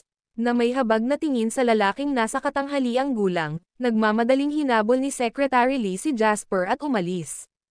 Sa isang plop, ang nasa katanghaliang gulang na lalaki ay umupo mismo sa sahig, namumula ang mukha. Ang video na ito ay edited by Urban Storytelling. Kabanata 219. Ang gusali ng Gladness Entertainment Movies ay may kabuuang 26 na palapag. Dumiretso si Jasper sa elevator papunta sa opisina ni Michael sa pinakataas na palapag. Mr. Lane, bakit hindi mo sinabi sa akin na pupunta ka? Nais kong may mag-welcome sa iyo ng maaga. Tumawa ng malakas si Michael habang tumatayo at naglakad papunta sa pinto. Nakipagkamay siya kay Jasper. Pumunta ako para tingnan kung gaano si Gladness at hindi ako nabigo, makahulugang sabi ni Jasper. Bahagyang napangiti si Michael at hindi inisip iyon. Pinaalis niya si Secretary Lee sabay wave ng kamay. Inanyayahan niya si Jasper na maupo at sinabing, lahat ng pamilya ay may mga kalansay sa kanilang mga aparador. Sa totoo lang, napabayan ko talaga ang negosyo ko sa industriya ng pelikula sa nakalipas na 2 taon, na humantong sa ilang isyu sa loob ng high-level at mid-level management. Mahinang tinapik ni Michael ang kanyang templo habang sinabi niya. Mr. Lane, ginugulo mo ako, sabi ni Jasper sa pagitan ng kanyang mga kilay. Ngumiti si Michael at sumagot, hindi mo kailangang maging masyadong pessimistic. Karamihan sa mga nakatataas ay medyo masipag at masigasig, tulad ng kasalukuyang CEO, si Ryder Lawrence. Siya ay tinanggap pabalik mula sa halnuvo na may malaking halaga ng pera. Magagamit mo siya ayon sa gusto mo. Mag-uusap tayo pagkatapos ko siyang makilala, sabi ni Jasper. Aalis na tayo. Handa na ang sign ng ceremony. Nandyan na lahat ng mga higher up at top tier na celebrities na importante sa kumpanya, sabi ni Michael. Tumayo si Jasper, tumango, at sinabing, tara na. Ang meeting room sa 25th floor ng kumpanya. Puno ang malaking meeting room sa sandaling ito, at lahat ay nagbubulungan sa isa't isa. Ang mga taong nakaupo sa pinakaharap na hanay ay ang lahat ng kasalukuyang nangungunang executive ng Gladness Entertainment Movies. Ang CEO na si Ryder Lawrence ay isang lalaki sa kanyang early 40s na nakasuot ng gold-rimmed glasses at isang solemne na ekspresyon. Isang mukhang mayamang nasa katanghaliang gulang na lalaki ang lumapit sa gilid at nagtanong, Mr. Lawrence, ano ang plano ni Mr. Lane? Medyo naguguluhan ako na nabenta na lang bigla ang kumpanya. Balita ko ibinenta daw ito sa isang mainlander. May alam ka ba tungkol dito? Umiling si Ryder at sinabing, hindi ako sigurado. Mr. White, isipin mo na lang ang sarili mong negosyo. Kailangan mo pa ring magtrabaho kahit kanino ibinenta ang kumpanya, hindi ba? Tumawa si Joseph at sinabing oo, ngunit sa loob-loob niya, sinusumpa niya si Ryder. Ikaw, Ryder Lawrence, ay isang CEO na maaari lamang magsipilyo at umalis anumang oras. Ako ay nakatali sa Gladness Entertainment Movies mula pa noong nakaraan. Saan pa ba ako pwedeng pumunta bukod dito? Ang pag-aalala ni Joseph ay umalangaw-ngaw sa karamihan ng mga tao sa Gladness Entertainment Movies. Walang nakakaalam kung ano ang bagong boss na ito. Ang ilan sa mga top-tier celebrity ay medyo maayos dito. Sa kanilang katanyagan, hindi sila natakot na hindi makapaglagay ng pagkain sa mesa. Gayunpaman, para sa iba pang makulimlim na mid to high level manager, ang kanilang mga puso ay tumatambol sa kanilang mga dibdib. Medyo nasa harapan mula sa gitna ng meeting room, sinabi ni Mac kay Scarlett na katabi niya, Rest assured, my dad hold a veteran status within the company. Kahit sino pa ang amo, kailangan nilang umasa sa kanya. Pagdating ng panahon, hihilingin ko sa aking ama na panatilihin kang abala, at ang mga mapagkukunang makukuha mo ay tiyak na higit pa sa kung ano ang mayroon ka ngayon. Pinigilan ni Scarlett ang kanyang inis at magalang na sinabi, salamat kung gayon. Napangiti si Mac at sinabing, si tatay ko ang nagsimula nitong negosyo kay Mr. Lane. Maraming usapin sa Gladness Entertainment Movies ang personal na pinangunahan ng tatay ko. Mas mataas ang status ng tatay ko kaysa sa iba. Biglang tumahimik ang umuugong na meeting room. Bumukas ang gilid ng pinto ng meeting room at napunta rito ang mga tingin ng lahat. Nandito ang pangunahing tauhan. Si Michael ang unang nakita ngunit napakagalang niya.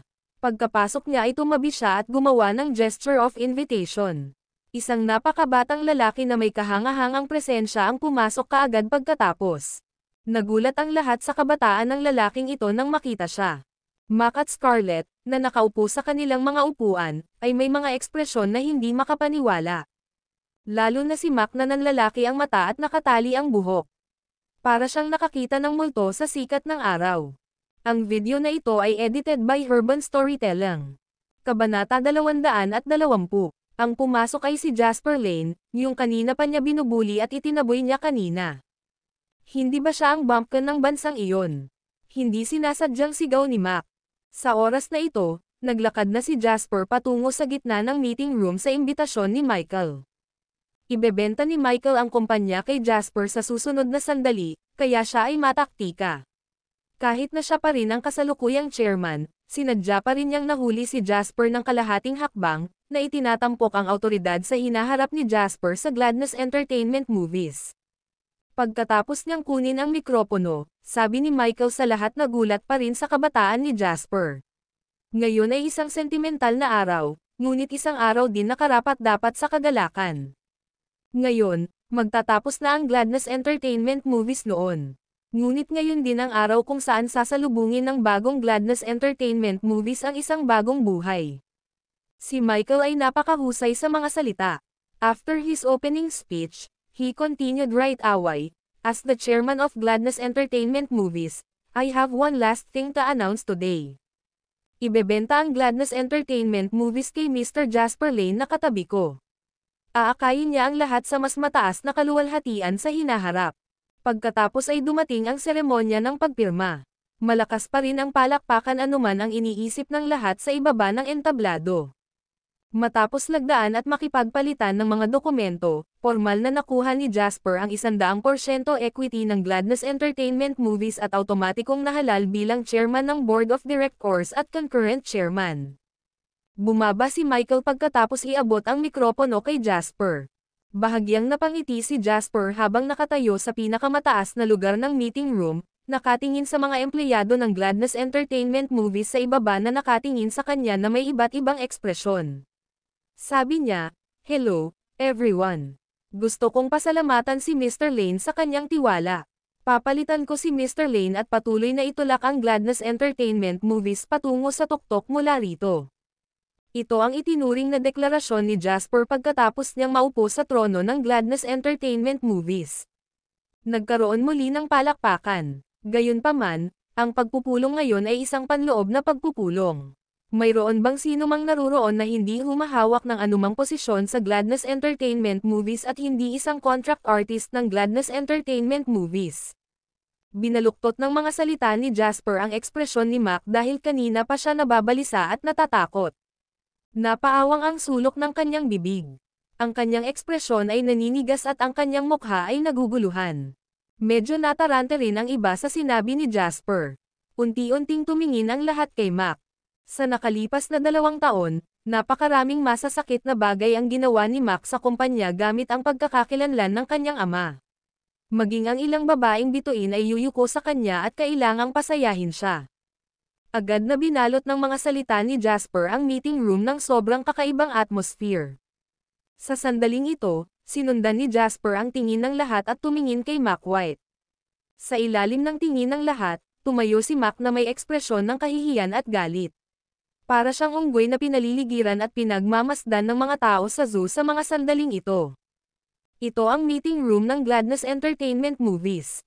Hindi ka empleyado o contracted artist ng Gladness Entertainment Movies, so anong ginagawa mo dito? Matamlay na tanong ni Jasper. Sa sandaling ito, naunawaan ng lahat na ito ang magiging unang hiwa ng kutsilyo ng bagong hinirang na boss. Walang nakakaalam kung paano nasaktan ni Mac White ang bagong boss, kaya't siya ay direktang hinarap. Karamihan sa mga tao ay tumingin kay Mac ng may kagalakan, binabati siya ng malas. Nahirapang magsalita si Mac at hindi makaisip ng angkop na dahilan. Dahil dito, maaari lamang siyang humingi ng tulong sa pamamagitan ng pagtingin sa kanyang ama, si Joseph White. Bahagyang kumunot ang noo ni Joseph at tumingin kay Jasper ng maitim, medyo madilim ang ekspresyon nito. Natural, hindi matiis ni Joseph na panoorin ang sarili niyang anak na pinapahiya. Magsasalita pa sana siya, narinig niya ang boses ni Jasper na ikinagulat ng audience sa pamamagitan ng speakers. Lumabas ka.